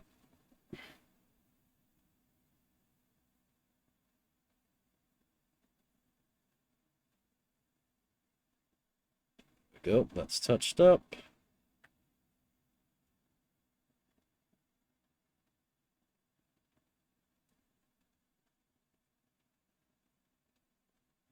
Okay.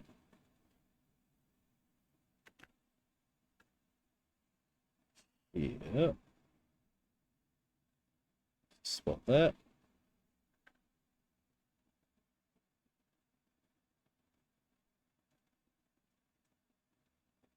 Touch it up along here.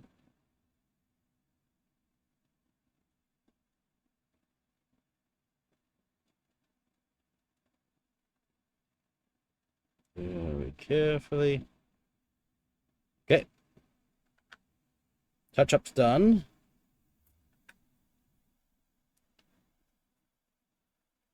Clean the brush off. Now, next major part. The brown leather pouches, the aged purity seals, and then the red of the gun and the purity seal wax. So, I think next biggest thing is going to be the purity seals, and so since they're coming black, I found the best way to bring them up into bone white to be like a weathered paper look is to first go with a neutral gray. Just a nice regular little neutral gray to work with. Just do a spot of neutral gray here. Neutral gray, light gray, just whatever gray you have. And use that to lighten the tone from black to a light gray, and then go from light gray to a bone white, and then from bone white to whatever off-white you want after that. Then from whatever off-white to pure white if you truly want to go pure white, but I would not recommend going pure white.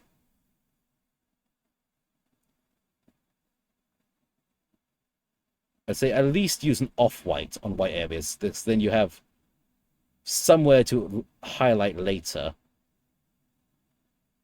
And it just gives a little bit of extra shadow and depth to your color scheme.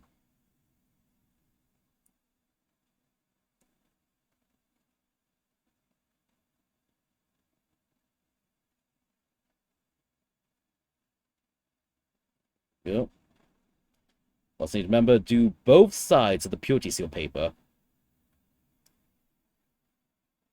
This thing I've forgotten to do once, and it's like, oh, I have to now reach between legs, jump packs, and other bits and bobs just to get the inside correct. So it looks right from the back angle. So it looks right from the back shot. Turn it around.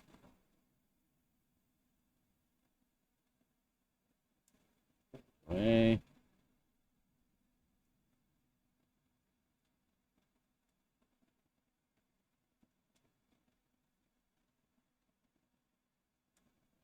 Okay.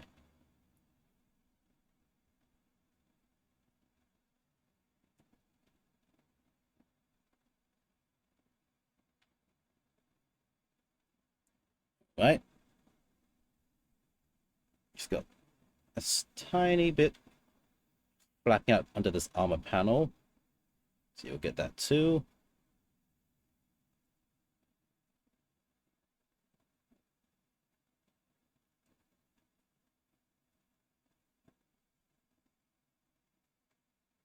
And he's got a purity seal on his crosses as well, because of course he would.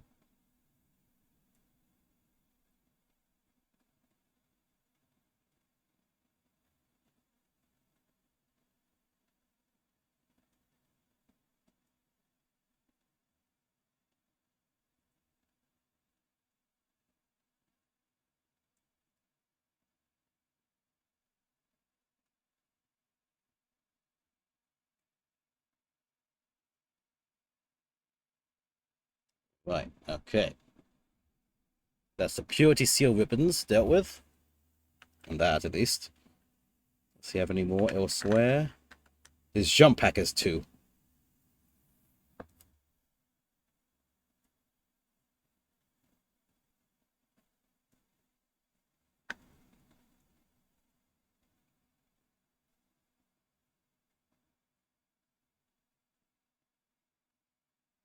Go.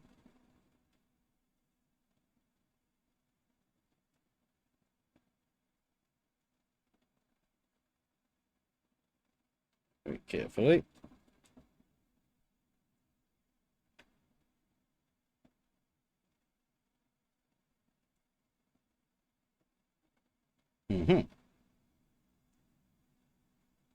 Slow and steady and carefully.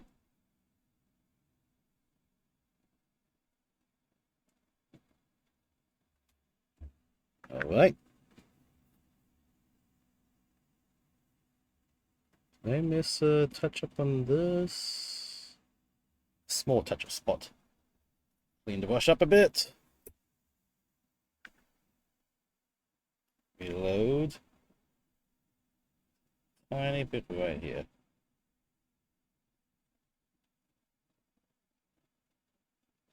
Okay. All right. So let's see. What we got?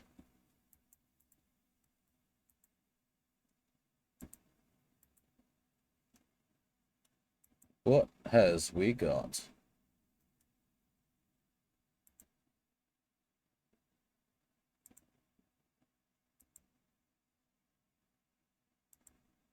All right. Okay. Next up, let's do the Crozius' stick. I think a nice sword hilt burgundy. A rich reddish purple color for the Crozius stick seems in order. Or do I want a brighter red on that? Maybe a dread red instead.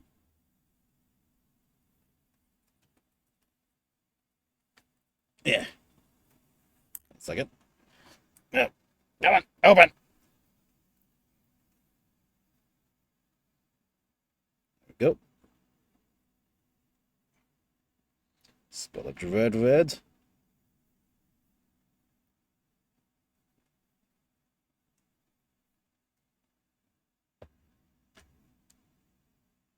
Whoop. Where? What part of this is rotating? Oh, the hand. Okay. Anyway, let us lightly damp.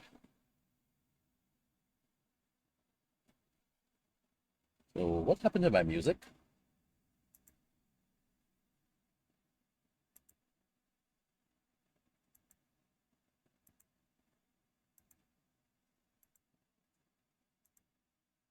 Okay, there you go. It's resumed.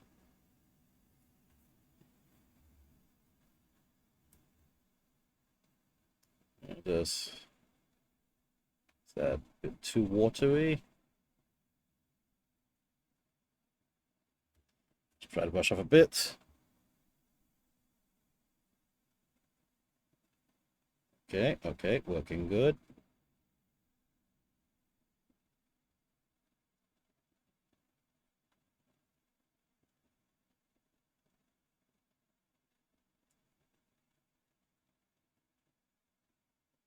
Way around.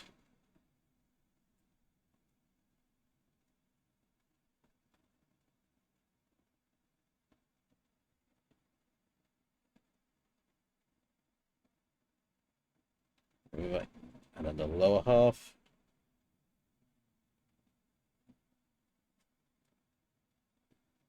Round.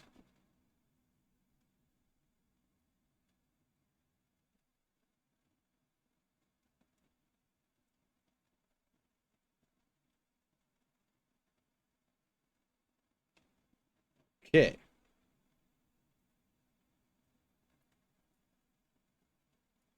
And then, is there some gold left over I can activate? No. Alright, what? This little part here, near the top of the cozy, actually is a metal bit. Oh, is she? This dark steel still going? Hold up. Nope. Maybe, yeah, let's do a two-tone thing of that. Where's the dark steel at? Where's my dark steel at? Here it is. Let's spot more.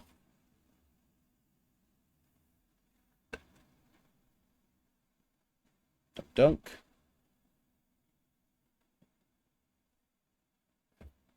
Try to brush a bit. Hold it. There we go. This little spike bit right below the Crucius's head.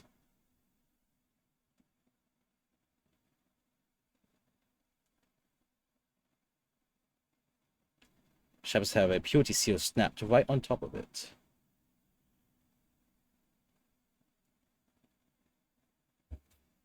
There we go. Okay.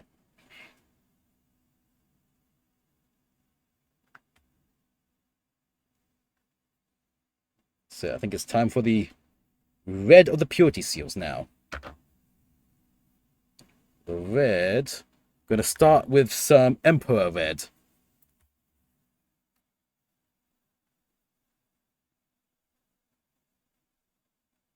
Uh-oh. Uh-oh. Let's try it out. Toothpick.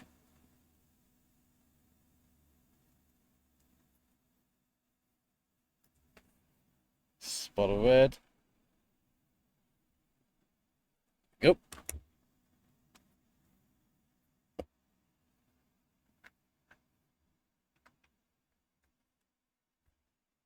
Get my brush. Thin slightly.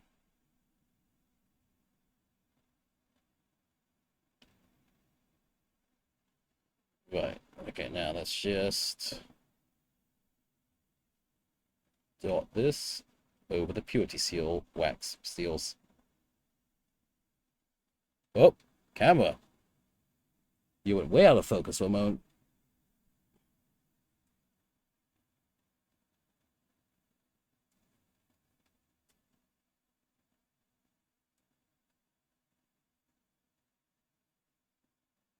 Okay, that's one purity seal.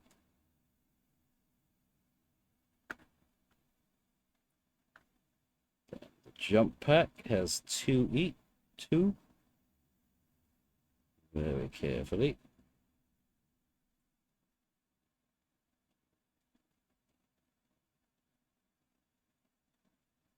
Nice. Okay, here we go.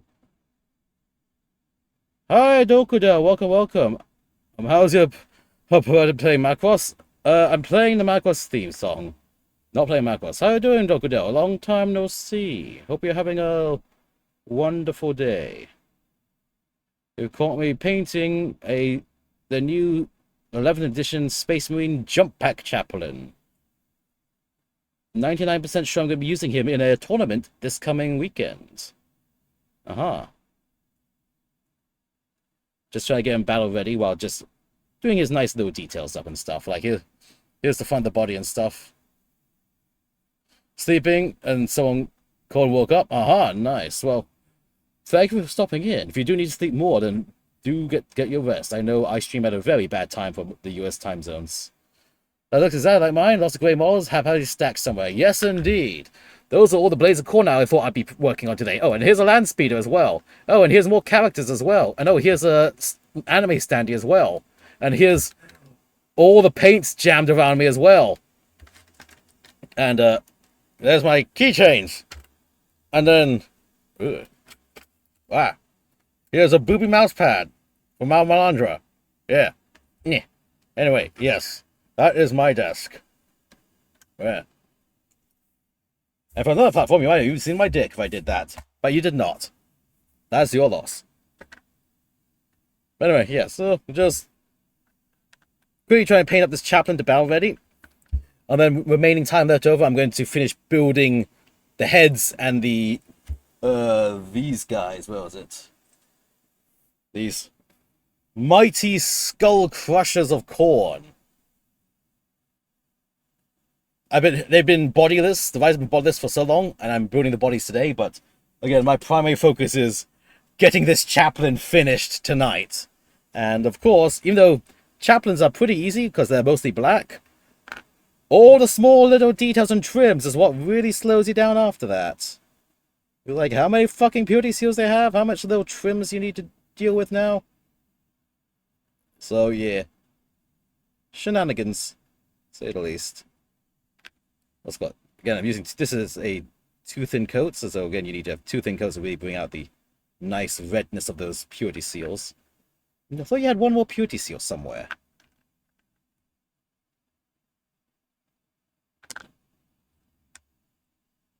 That's go ahead, do something, sir. Yeah. That's the front, that's the back. No, okay, that's I guess that was all your purity seals. Alright, that's good. Oh, no, you have prayer beads. Your prayer beads on your arm. I was going to do those in the red, so I'm going to do this in this Emperor red right now. Let's just load it up. I want it to actually be a bit thicker than thinner right now, because I don't want the paint to run over the black armor I have down there. So let's just very carefully lightly brush my brush over these prayer beads without getting it into the recess. Again, it just needs to look right, and we're good.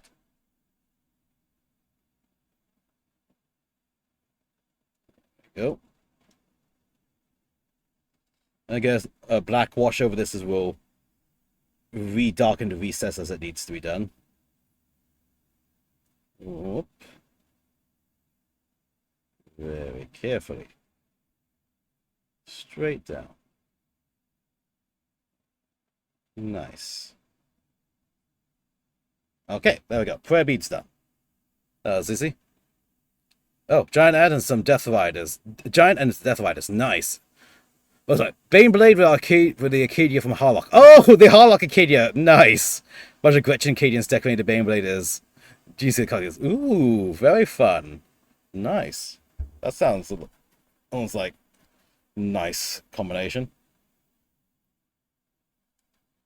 Yeah, I see some people put like the Girls and Panzer Nendos on top of their like Lehman Russes and stuff, and it's always really funny and nice to see that. It's like, haha! Anyway, now let's see. That's pretty much ready. I think next up is just going to be get these trims.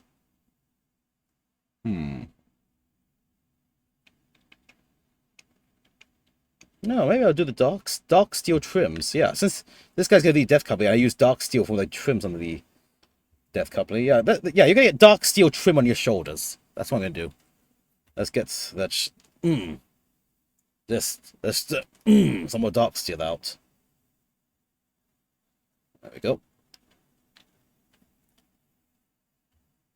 All right, so shoulders get dark steel, and I have no clue how I'm gonna hold. Guess I'm gonna have to two-part the shoulders. Hold the top, then hold the bottom later.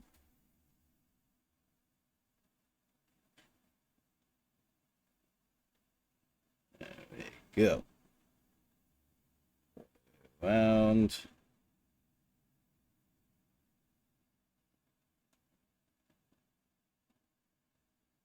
Nice.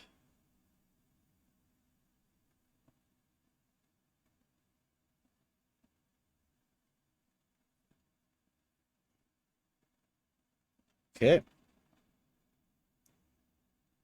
Leave that upper shoulder to dry, then I can hold it later at the lower shoulder. The only rest of the print of Arnold Schwarzenegger's Tank Commando. Working out hatch to the right. Nice. I love those little customizations you can do with that.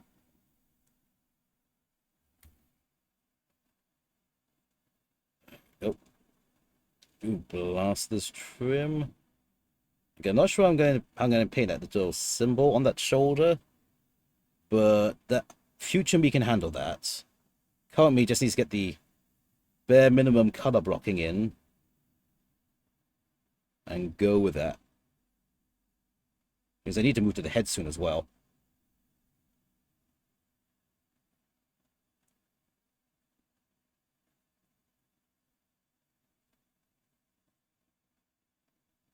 Okay. Leave those two things to dry, so anything else needs the dark steel trim. Maybe, I don't know what. The little thrusters on the legs could use that. And the jump pack as well, actually.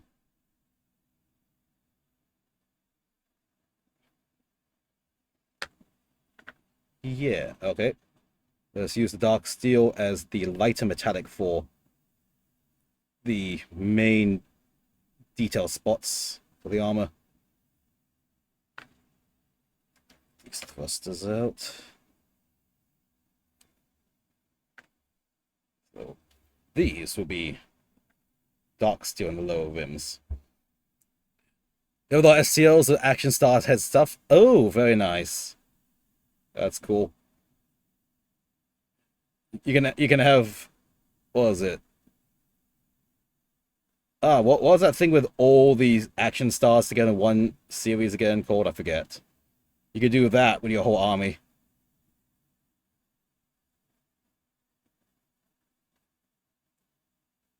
Go.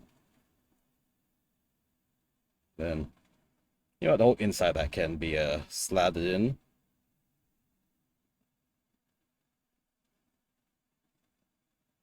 Same for the other side.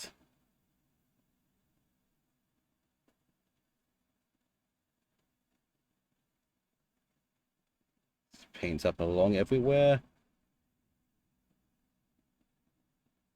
There we go. I mean, yeah, it's like there was that movie thing where all the action stars got together, and they're all like, oh, I think they had two movies at the end of it. It's like that is your entire guard army, all the action stars together doing shenanigans.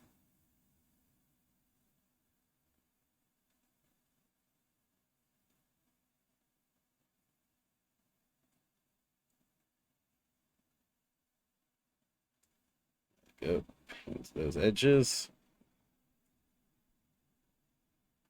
Paint the inside.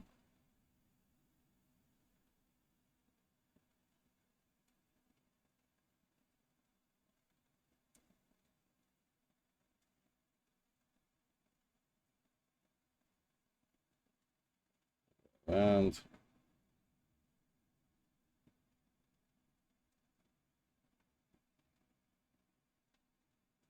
okay. Also, inside these little front vents.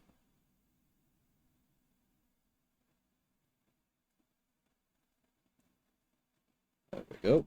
Just get some two-tone colors going in here.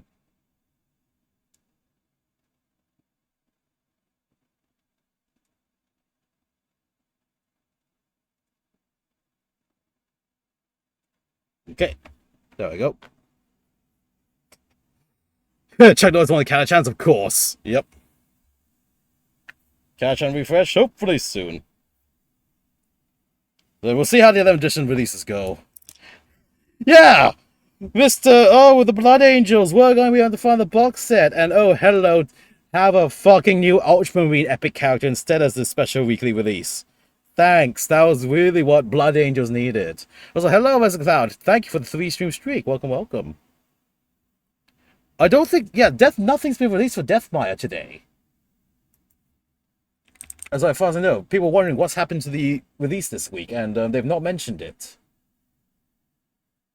Yeah, there's no Deathmire thing, but it's a Horus Heresy combi weapon and a Stasi shotgun article, but no Deathmire thing's been mentioned so far.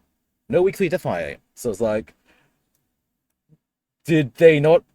Here's the question: did Space Marines win again, and they don't have enough announcements for Space Marines? Were they hoping Orcs would win just because Orcs is going to be the first Codex released, and there's been 0 Xenos wins so far? So they're trying to figure out what to do or rush something out.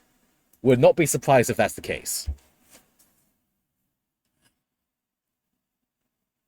But yeah, also, whoops, got the little jump pack vents on the sides. Those also could just use the dark steel color just to give another bit of visual interest.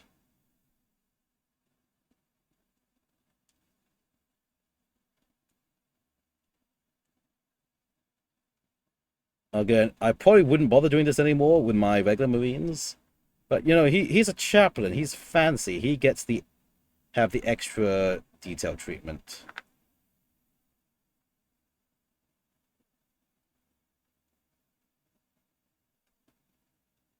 There. Okay. Mail Smith, they got that backlash. Yeah, what if all the backlash came and then like their next release was to be another Ultramarine? What if that was the case? It's like, oopsie, we don't think we can do that again. Wouldn't wonder if they did, yeah. It's like they do. It is a meme now, but when it's basically everything has an Ultramarine in it. But yeah, what if it was another Ultramarine release? That would have been fucking hilarious. It would be fucking sad, but also fucking hilarious. Oh, so let's see. So this helmet, I'm trying to see where is the distinction between. Oh, okay, no, there it is. All right, so let's get some more light gray going. Since these body parts are pretty much good to go as is. Let's work on the head now, because the head has a lot of details to work with. Where did my light gray go? Here. Neutral gray. Get a bit more down. Again, that's my way to bring from like black. If something's painted black and I need to make it white, I go with a neutral gray first, into a bone white, into an off-white, and then I'll probably just stop at the off-white. Well, my off-white is Vallejo Ivory. It's almost white, but it's slightly off-white, and then that just looks a little bit better. It looks like pre-shaded and stuff. Right, let's just. I think yeah, GWS has a lot on their plate just because they are beta. 11th edition is pretty much a beta testing his first months. They couldn't bother, or they didn't want to pay to have all these attachments play tested. So, like, we're going to do monthly updates for the first few months as you guys fix and break the system. So we are all beta testing 11th edition until the court until with monthly updates until the quarterly update comes out, and they're just hoping shit doesn't break too bad. Of which I think shit is breaking quite bad, but you know, we'll see. We gotta find all the broken or combinations of broken, not working things still.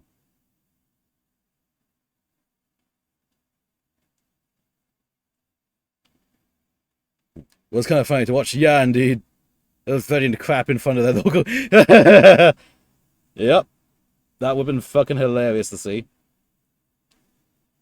Like, sucks for the GW employees there because they didn't do shit about it, but it's like, sometimes you gotta send a message.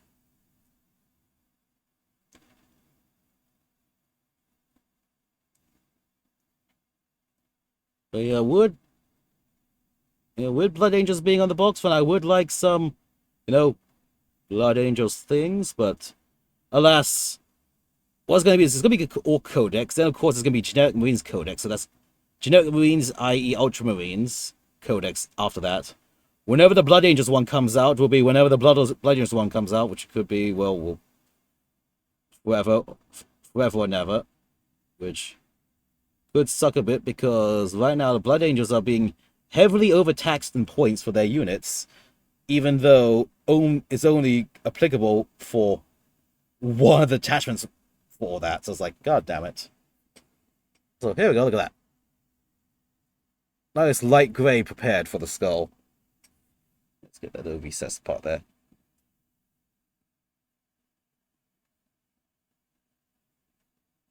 So while that dries, I can just do the little golden headpiece he has. It's kind of like computer game released broken, 3 years still playable, and then all promises broken. Yep, exactly. Except you are getting physical models, nerfed, unnerfed, re-nerfed, legended, and so on. At least compared to video games that are now going cloud only diskless, at least you have cool models still. At the end of the day, you still have your hard worked on, built, painted yourself cool models. So you have something physical. Versus a game where it's like, oh, nope, get out of service now, get fucked. Nope, you can't play the game anymore. Done. That's it. So that's kind of why I've just, even though I got a pretty decent computer a few years ago, once I started getting into Warhammer and stuff, it's like, I'd rather spend my time building and painting. I get something at the end of it that stays with me forever. I get, like, yeah, it's good content for my streams since I only do building and painting streams. But then it's like, it's something that stays with me regardless. It's always be there, and that's nice.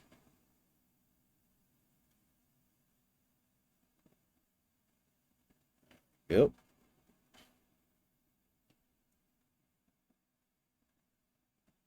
Also, clean the brush off. Because I got a spot here to clean away.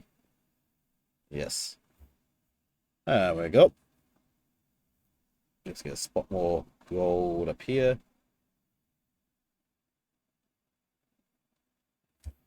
There. Head is effectively done. I just got to... Ooh. Got some gold where it shouldn't be. I can touch that up, though. I just gotta get the skull to white, paint the eye lenses, and it's pretty much done. But hold on, let me he's a little touch up on the side of that head. Spotted doom metal. Just a quick touch up. And so sorry they didn't include upgrade parts of Armageddon box and monopose. Yep. Also, yeah, the Armageddon box. Who thought this was a good idea for the fucking land speeder? Very tall, thin, off-centered, tilted, narrow flying base for the fucking land speeder. Who fucking thought that was gonna be a fucking good idea for this? Yeah, that was that.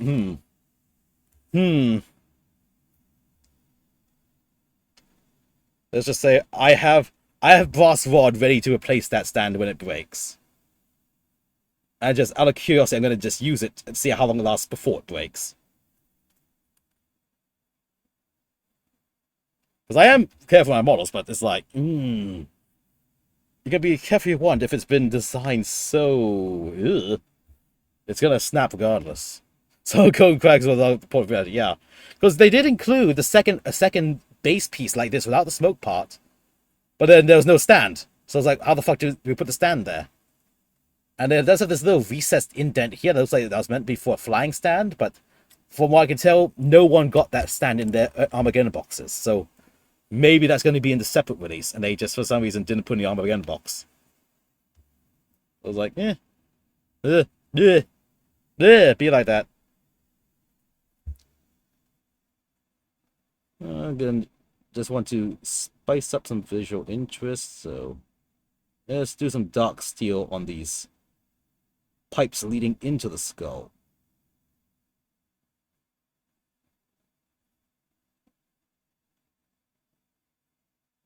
There we go.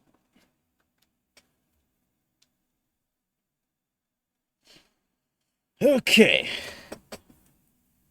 Let's see. I think I can just... No, I can't. I can't assemble the body because the head has to click in first. I need to finish painting the head for sure tonight before I can assemble this. Just got to clear stand second hand and drill the hole. Yep. I'll figure out what to do. Again, I like the brass rods just because they're pretty stiff. Pretty good. I'd use a brass rod for all my Inceptors. Those flight stands were fucking horrendous. Again, I thought, oh, it can't be that bad. It is that bad. Those flight stands are horrible. So I just replaced them with brass rods. It's like, I don't care, you can see the brass rod. At the end of the day, it's a miniature to play with on the tabletop. I want a stable miniature to play with on the tabletop. I don't care if I can see a brass rod, it's holding the damn thing in place. It does not detract from my immersion one bit. It just makes my playing much more convenient. Yep. Okay. So now I'm working with some bone white here over that neutral grey to bring the skull up a tone.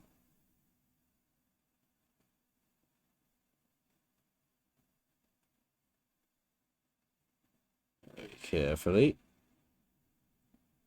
Right around all the edges.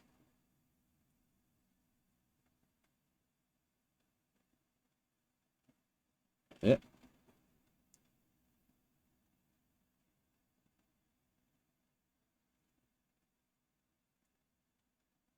Getting in eye sockets just so that eye sockets would have a nice light base to work off of for a bright eye socket thing later.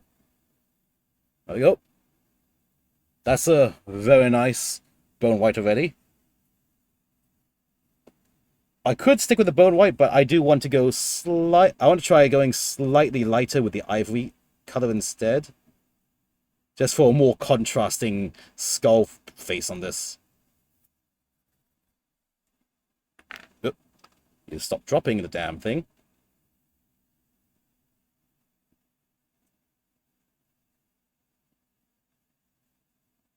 Yep. So give that a moment to dry. And then I'm going to go with this model color ivory. Again, it's just a slightly warm white. I feel like with all the dark tones and stuff, having the nice contrasting ivory colored head will be nice, pretty much. Plus it'll get washed down slightly later as well. Anyway, let's load up a little bit. Now, very carefully, dry.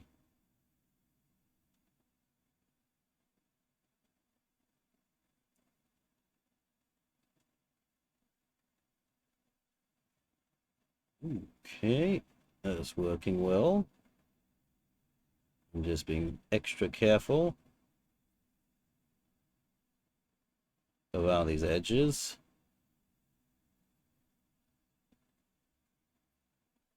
Tight. Very carefully around here. Nice. Let's get around everything I want.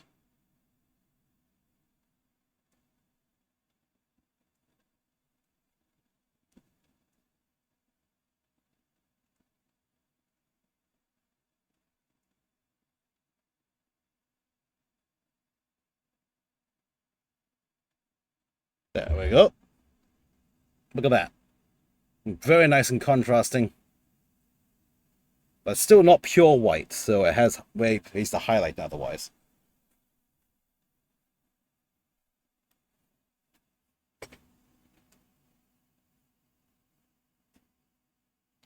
And then, let's see, what color eyes?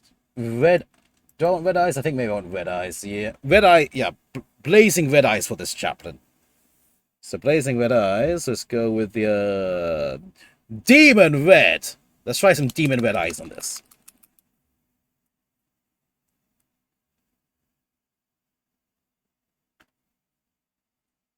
Go. Let me get an extra small brush to deal with this part. I got a 00 brush, which is actually not extra small, but it's smaller and sharper than my other brushes. And then actually I'm going to, since I got that nice ivory in the sockets there, I'm actually going to run it slightly thinner and try to half glaze it into the socket. Very carefully.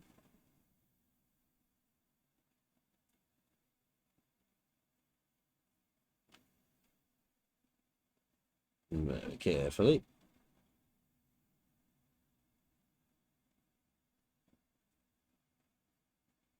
Rotate it.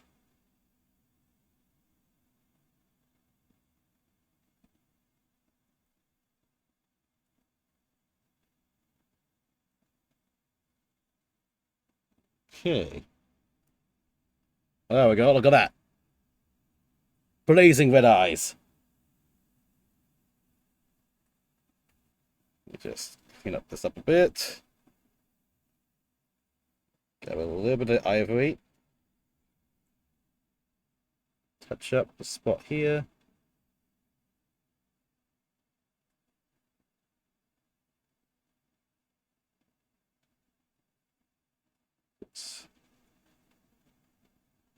Very lightly touch up the spot. There you go.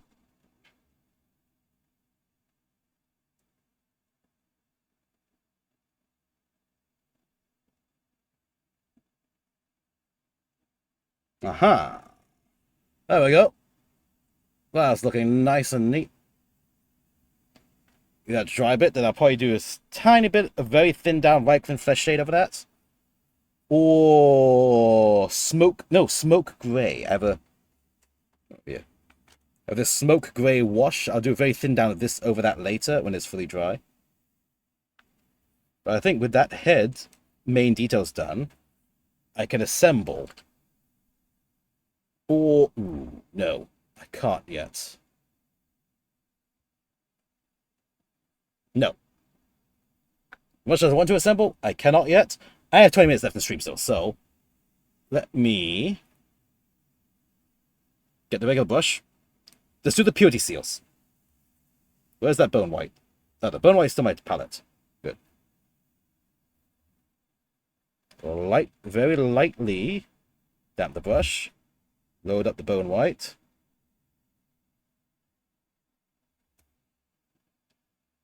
Very carefully now.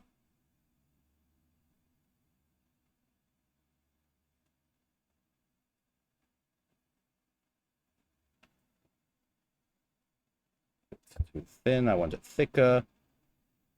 Again, these are purity seals. Clean up the brush, clean it off first.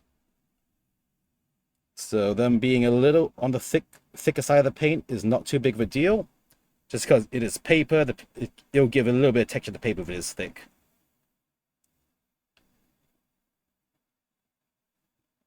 Very. So it looks like it'll be at least 2 coats to make this cover nicely.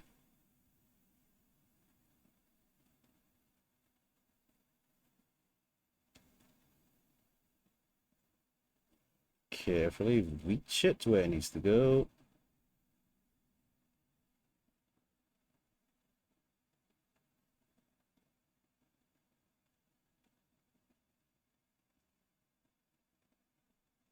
Uh-huh.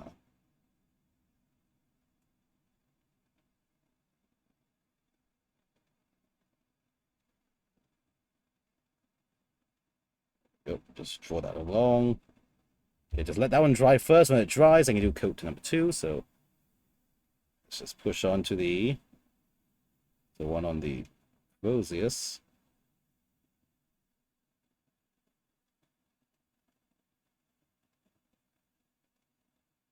There you go.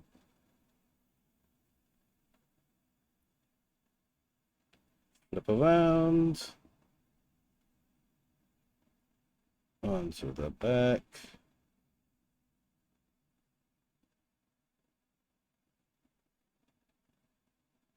Nice.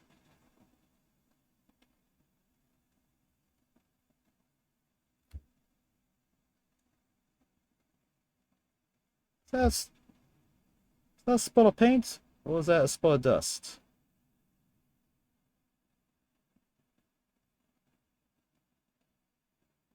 Yeah, not sure. Anyway, continuing with this, the small bit of purity seal on the wrapping around here.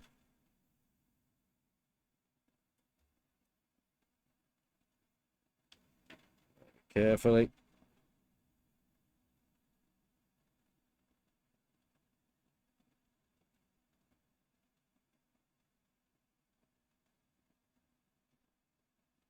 Nice. Then wet the brush a bit. Taking away a little mistake there. Good. Okay.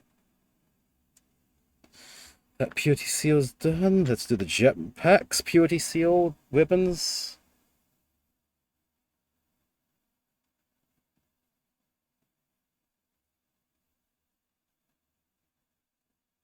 Go.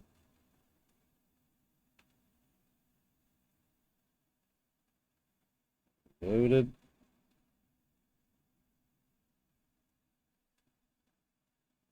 Yeah. Rotate. Other side.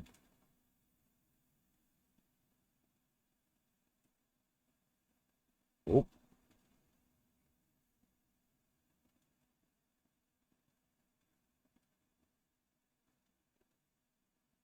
Okay. So the base for the POCs are done, so I can think now it's going to be safe to assemble this together, and then I can do the rest as one piece. So it's time to assemble.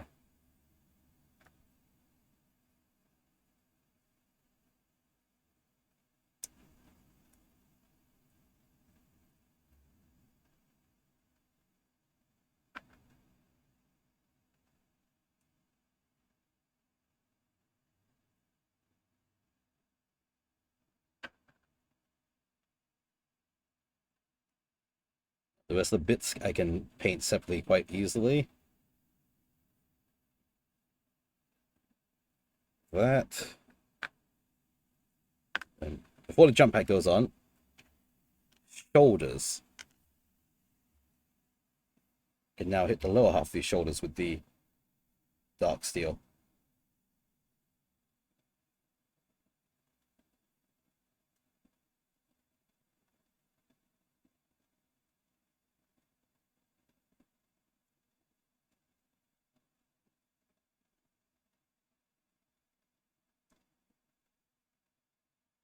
All right, fill it in.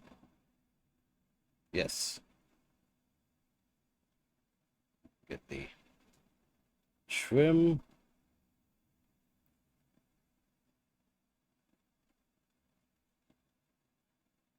Okay. Same for the other one.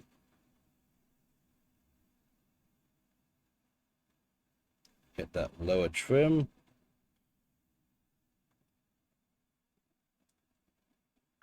And the outside trim.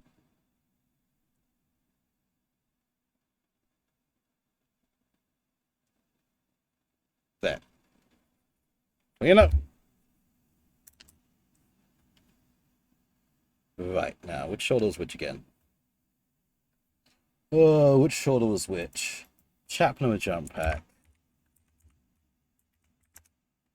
Let's see.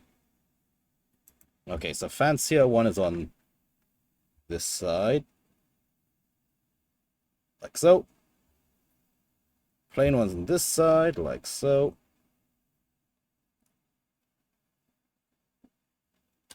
Then jump pack goes on the back like so. There we go, look at him. Ah, very nice. So book, paint later, holster, paint later. Right now, he's at the bow of it, ready stage. Well, okay, rock to do later as well, but then... So what all that leaves behind to do is...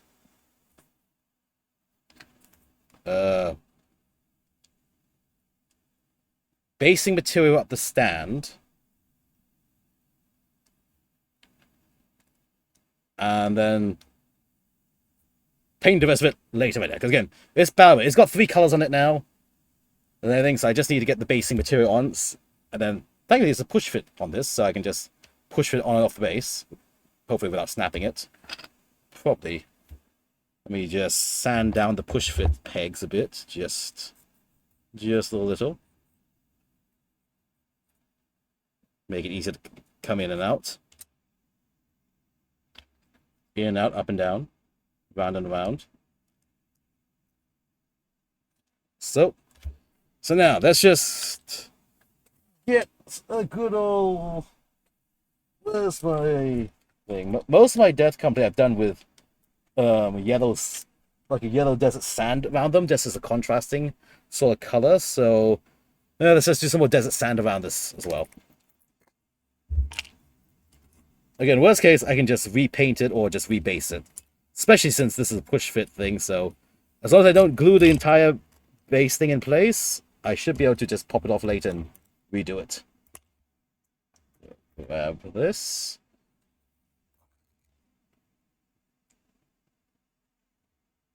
Yep. Got a dollop of this desert yellow. Slam it down. I'm just going to, with this partially slid down onto it, I'm just going to very carefully avoid the areas around where its own base will be touching. So it's like a little silhouette of where it would be. He was trying to.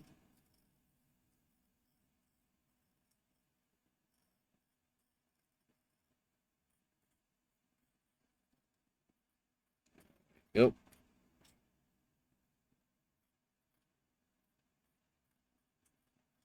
Slide this around. Come on. Just get in there.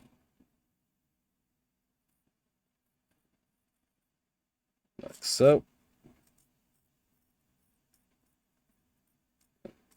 Again, spread this to the edges.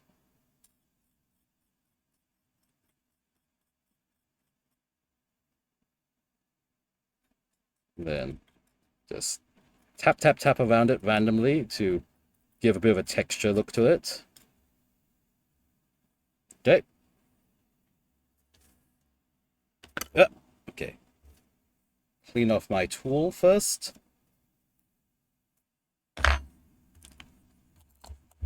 Seal this.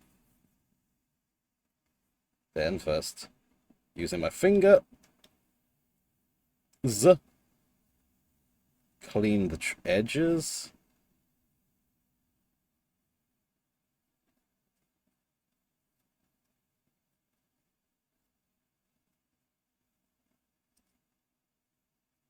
There we go.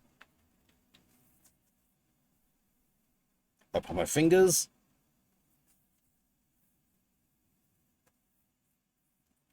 And then let's do a thing. Now that I got that around there, I can pull this off. So there's a silhouette of where the stand is going to be. You can just also then clean off the material that got onto the base here. There. So let that set. That should dry. Then I can just pull this on and off without it blocking anything. So huzzah, there we go. That is a chaplain mostly done. At least the base is bare minimum ready. So I got a little bit of time left before midnight, which is when I tried to end things. So I think I can work on a few more details while we're at this. I'm going to just quickly take a look at something. Let's put that to the side. Put this here. Let me have a drink of water as well, because I'm getting thirsty. Where's my water at? Water. Ah, here it is. Got it. Wait, no, that's the... There it is. Okay.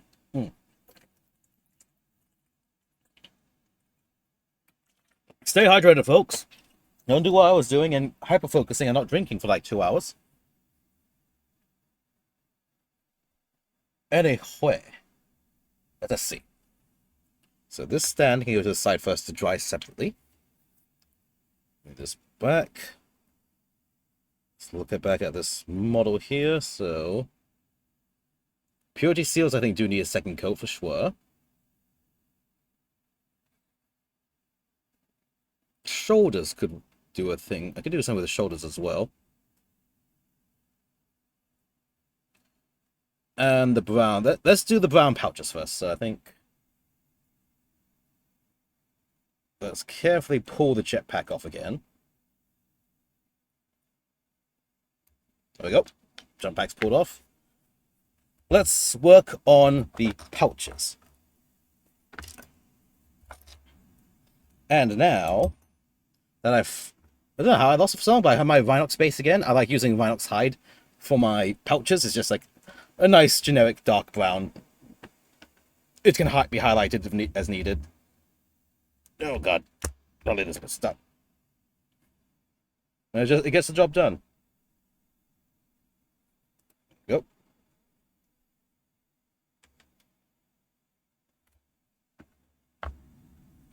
So let us just slather it on.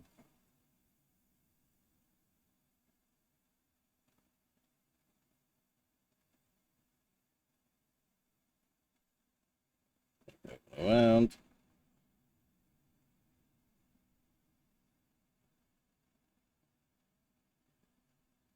Just get a little bit on the underside.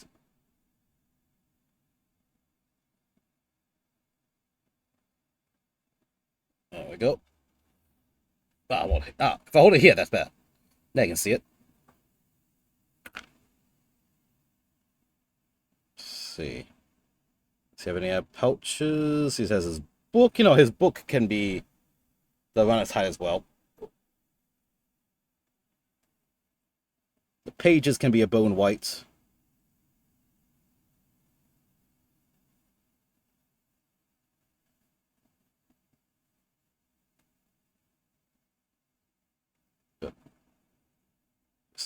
Paint the entire book that runner's hide first.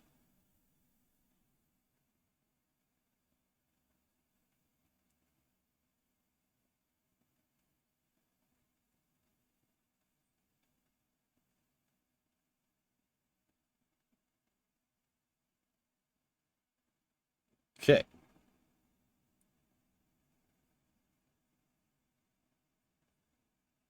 Do some edge highlighting later on that.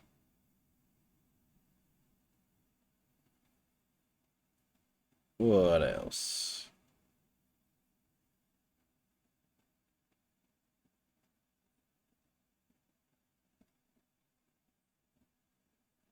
Okay, I think that's good. Clean the brown off my brush.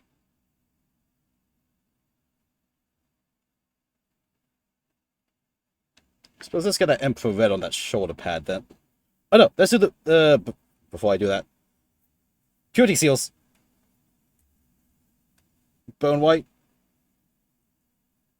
A little bit more.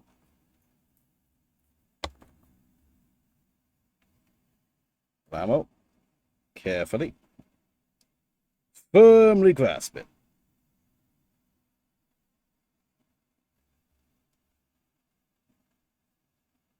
Let's try to hit these.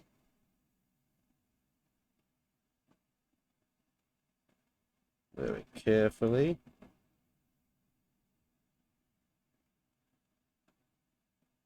I'm only hitting the spots that I can easily reach a brush at. So look like a two-tone at the more shadowed areas.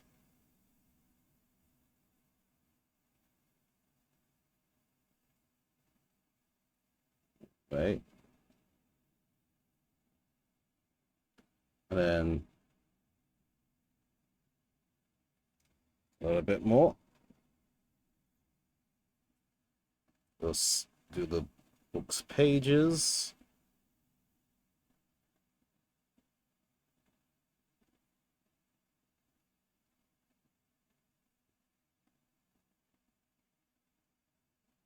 Tape.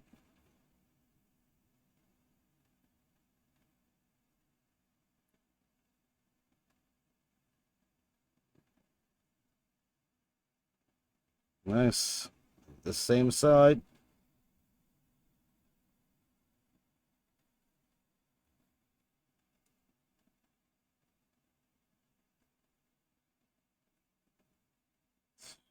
Down.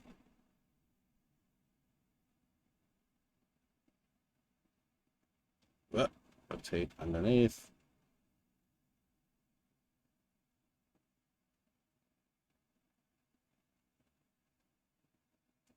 Okay. Book. He still has this little bindy strap and the corner edges. I think any more of this dark steel remaining? No. A spot dark steel would go on the metallic book ends, well, the book corners, and the little clasp.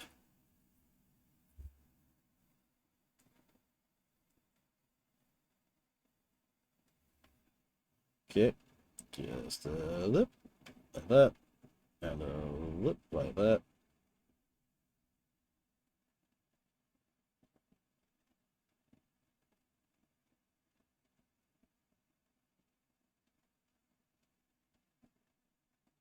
So, okay.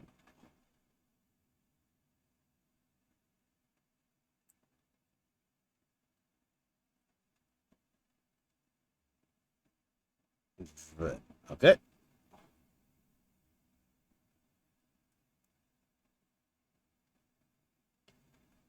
Right, what else can I do with this? Clean my brush. Red. Shoulder pad. Where's my Emperor Red at? Shake, shake, shake. Let's get my chapter's shoulder pad color on now. Spot of water. Spot of this.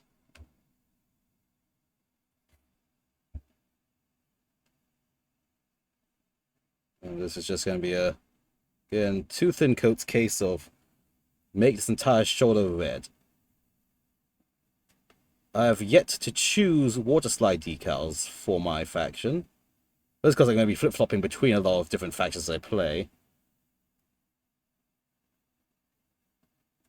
I really kind of want to do a funny combination of Blood Angels, Blood Drop, and the Ultramarine symbol together, but that's going to take way too many water slides to do.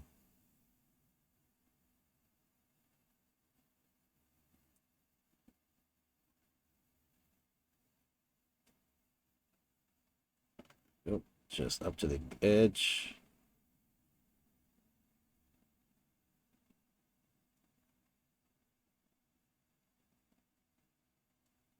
Okay, that's a red shoulder pad.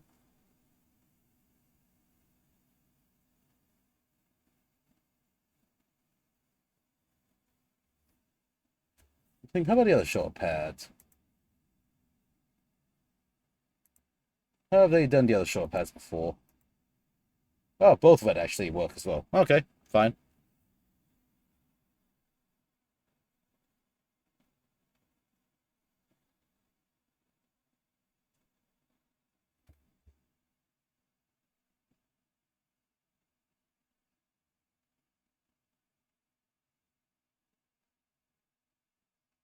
Yep.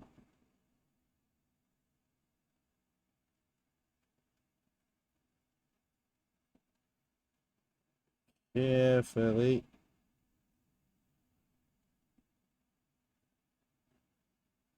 I'll probably pull the shoulder pad off later, but right now, being attached to the model gives me a good way to hold it as I do this. Yeah, I'm gonna probably pop it off later to do the golden trim on it. For now, let's just base it in red.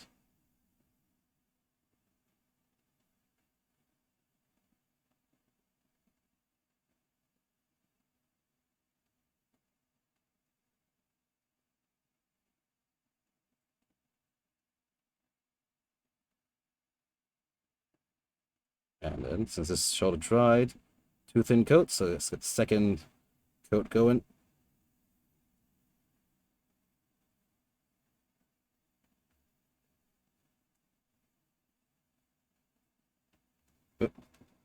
Spot more.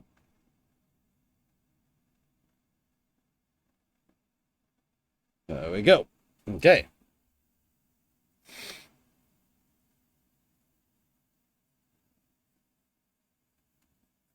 Clean.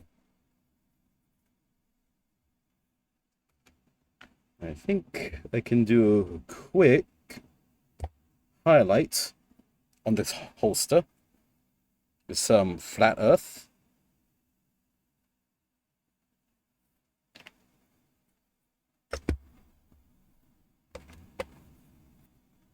Clean. Where'd my tissue go? Lost my tissue.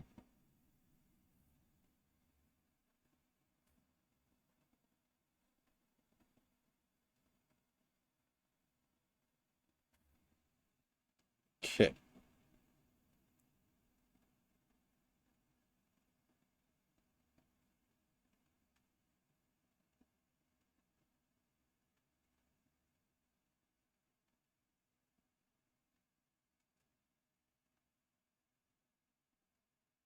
Carefully.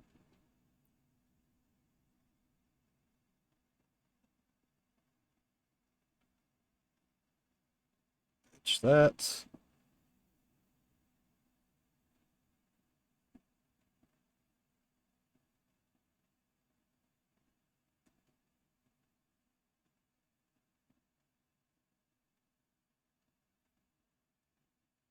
Like so.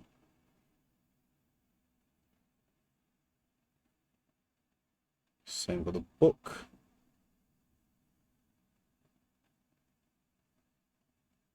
Like so.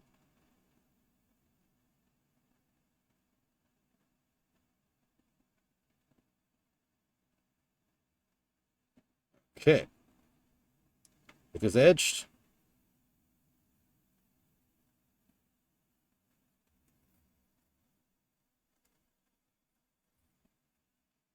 Oh, and his pistol. Here's a bright red pistol needs to be done. Shit. Okay. Come on. Oh, still red. I still got red in pallets. Let's do the red on this pistol.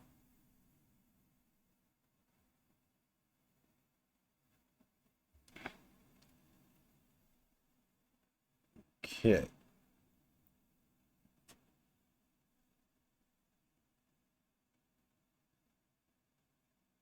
Carefully.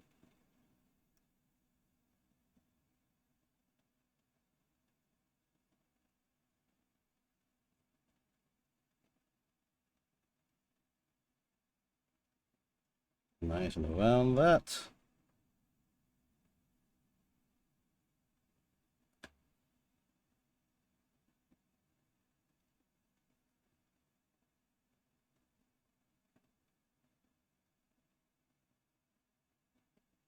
Rotate around. Long. Here. Reload.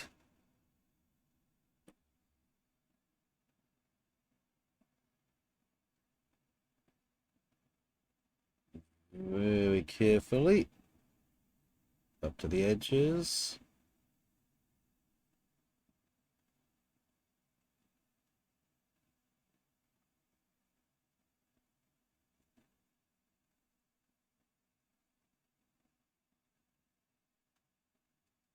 Yes.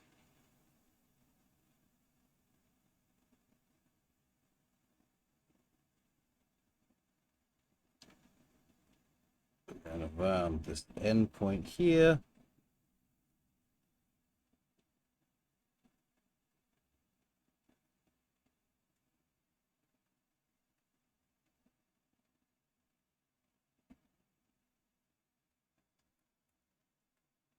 A little bit more.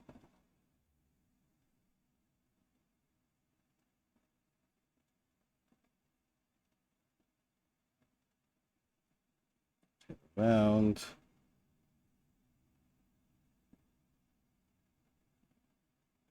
Around this part.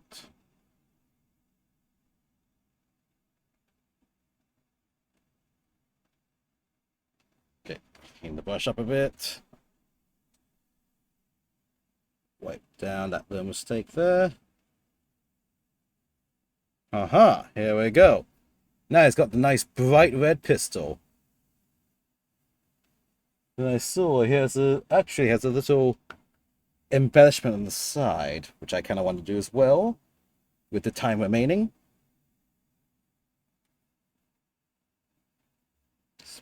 What more? The dark steel. Again, dark steel. Sound like dark steel more than gunmetal in terms of just the specific Vallejo gunmetal.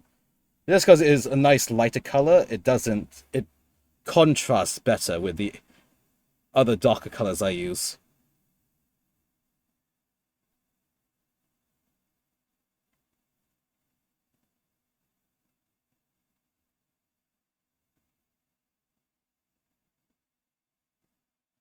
Just along the edge.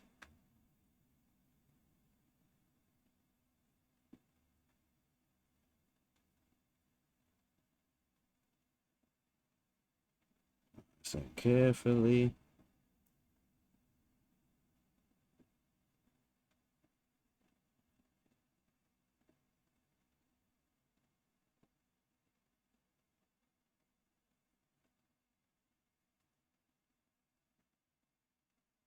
Okay. Clean off. And then a light touch up of the red.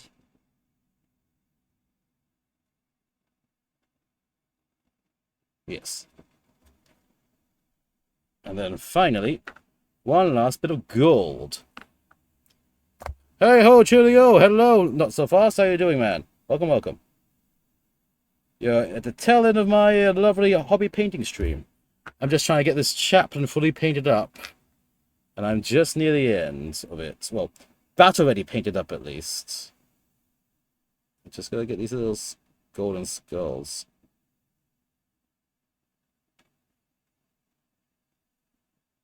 Like, I'm going to be raiding out within the next 5 minutes, most likely. Because it is late. But huzzah, I managed to battle ready a chaplain in 1 night, pretty much. Huzzah. Oh, new to the hobby? Just trying to find out. Nice, welcome to the hobby. What army have you chosen, or are you still choosing? There we go. And yeah, again, welcome to the hobby. Your wallet will hate you. But you will love yourself. So I'm just, while I'm at this point, before I call it, and let me just do the little touch-ups as I can. Small little painting mistakes here and there.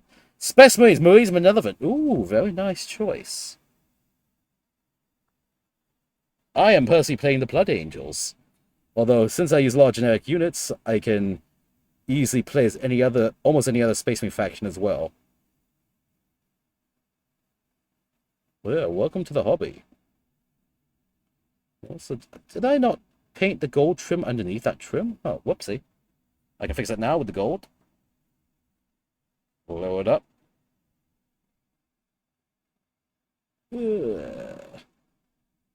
Hold on, bad angle to show you, but I just gotta get paint in there. But yeah, if you need advice on, feel free to ask. Also, I have the Discord and social medias. Let's see. Discord. Yep. Maybe join Discord if you like. I have a building channel there, and got a few other people in the hobby as well. We'll all be glad to answer any questions as they come up. And some things to buy as tools. Paint palette, a bunch of not the cheapest brushes, but like the second or third cheapest brushes. Or nail art brushes, because those will give you a set of nice thin bristle brushes that usually keep their point for a decent amount of time. That's my main advice for tools. Painting tools, at least. Otherwise, just good old side cutters, super glue, and Tamiya cement, and you're good. Or, well, local brand of plastic cement that you can get your hands on, at least. That's my advice. Those are the core basics. After that, just grab what you need. Let's see. With this done, I think we clean off my brush first. I'll be calling it pretty soon, so I'll see if I can find someone lovely to wade out into. You got the Nick Pro brushes with wet palette. Ooh, you got a wet palette, nice. I made a DIY wet palette, and then I've just been too lazy to use it, and I just used this regular palette instead. So, whoopsie. I do know many people do recommend wet palettes, and so huzzah, there you got one. Yeah, let's see, whoops is there online we can send the fun over to? What's happened here?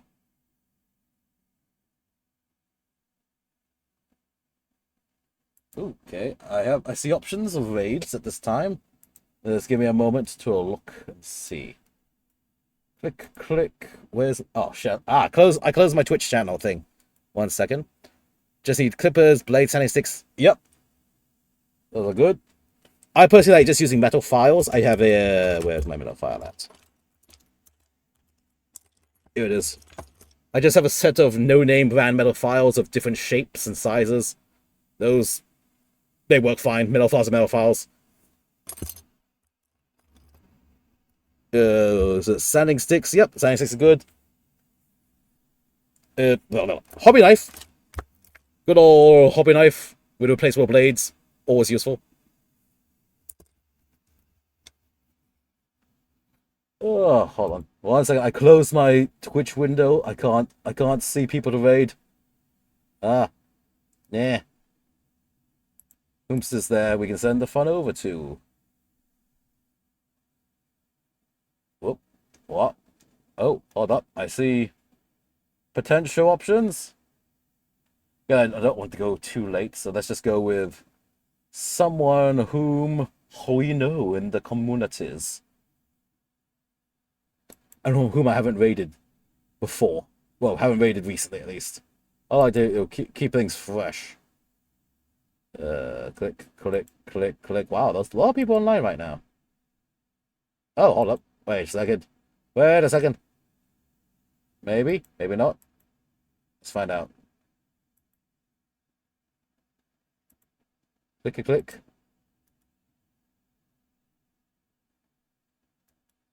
Oh, many people. Wow. Give me a second. I've got a whole list of people to look through here to see.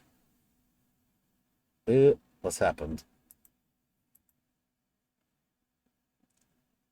You know what?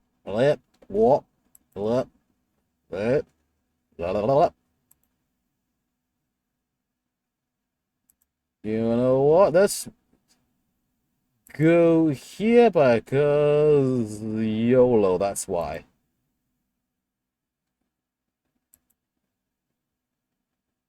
Come on. Why is it not going? 1 moment. Do what kind of spray primer can buy? Honestly, it depends on what's in your local area. That's hard for me to recommend that because it depends what is in your local area. I can just personally recommend Vallejo and Mr. Hobby, but Mr. Hobby is usually lacquer, so it's very stinky. You do need to ventilate well.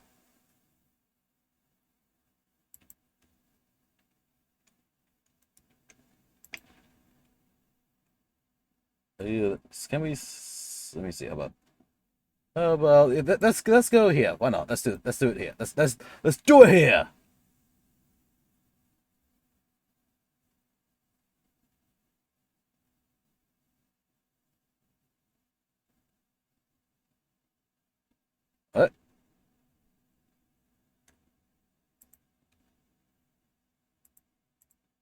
Yeah, I don't think I've done them before, so let's try it. I've been raided into them before, and let's raid into them this time.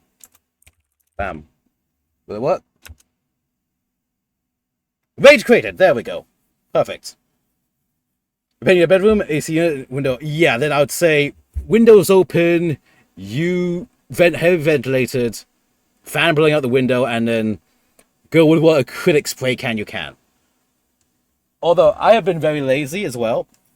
I've used this Vallejo Mecha Primer, and I've just used a brush and then unevenly just applied it in one coat first, just so that it's got something over everything, and that really helps the main coat paint layer to stick when you hand brush the main base layer after that. So you can hand brush it.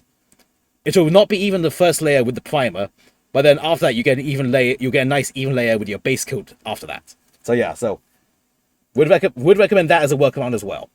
It takes more steps, but it works if you're just too lazy to run the airbrush, which I can be too lazy to run my airbrush as well sometimes. Or spray can it. So, yeah. Oh shit, before we go, let's see. The raid message. Raid message is going to be the community has come to step paint everywhere. Well, so it's airbrush, spray can. If you're too lazy to do that, I could just do with hand painting and stuff. That's fine. There we go. Here's the raid message. Again, thank you all for coming. I greatly appreciate it. As always, I stream every Tuesday about 10 PM JST. And oh shit, raid go!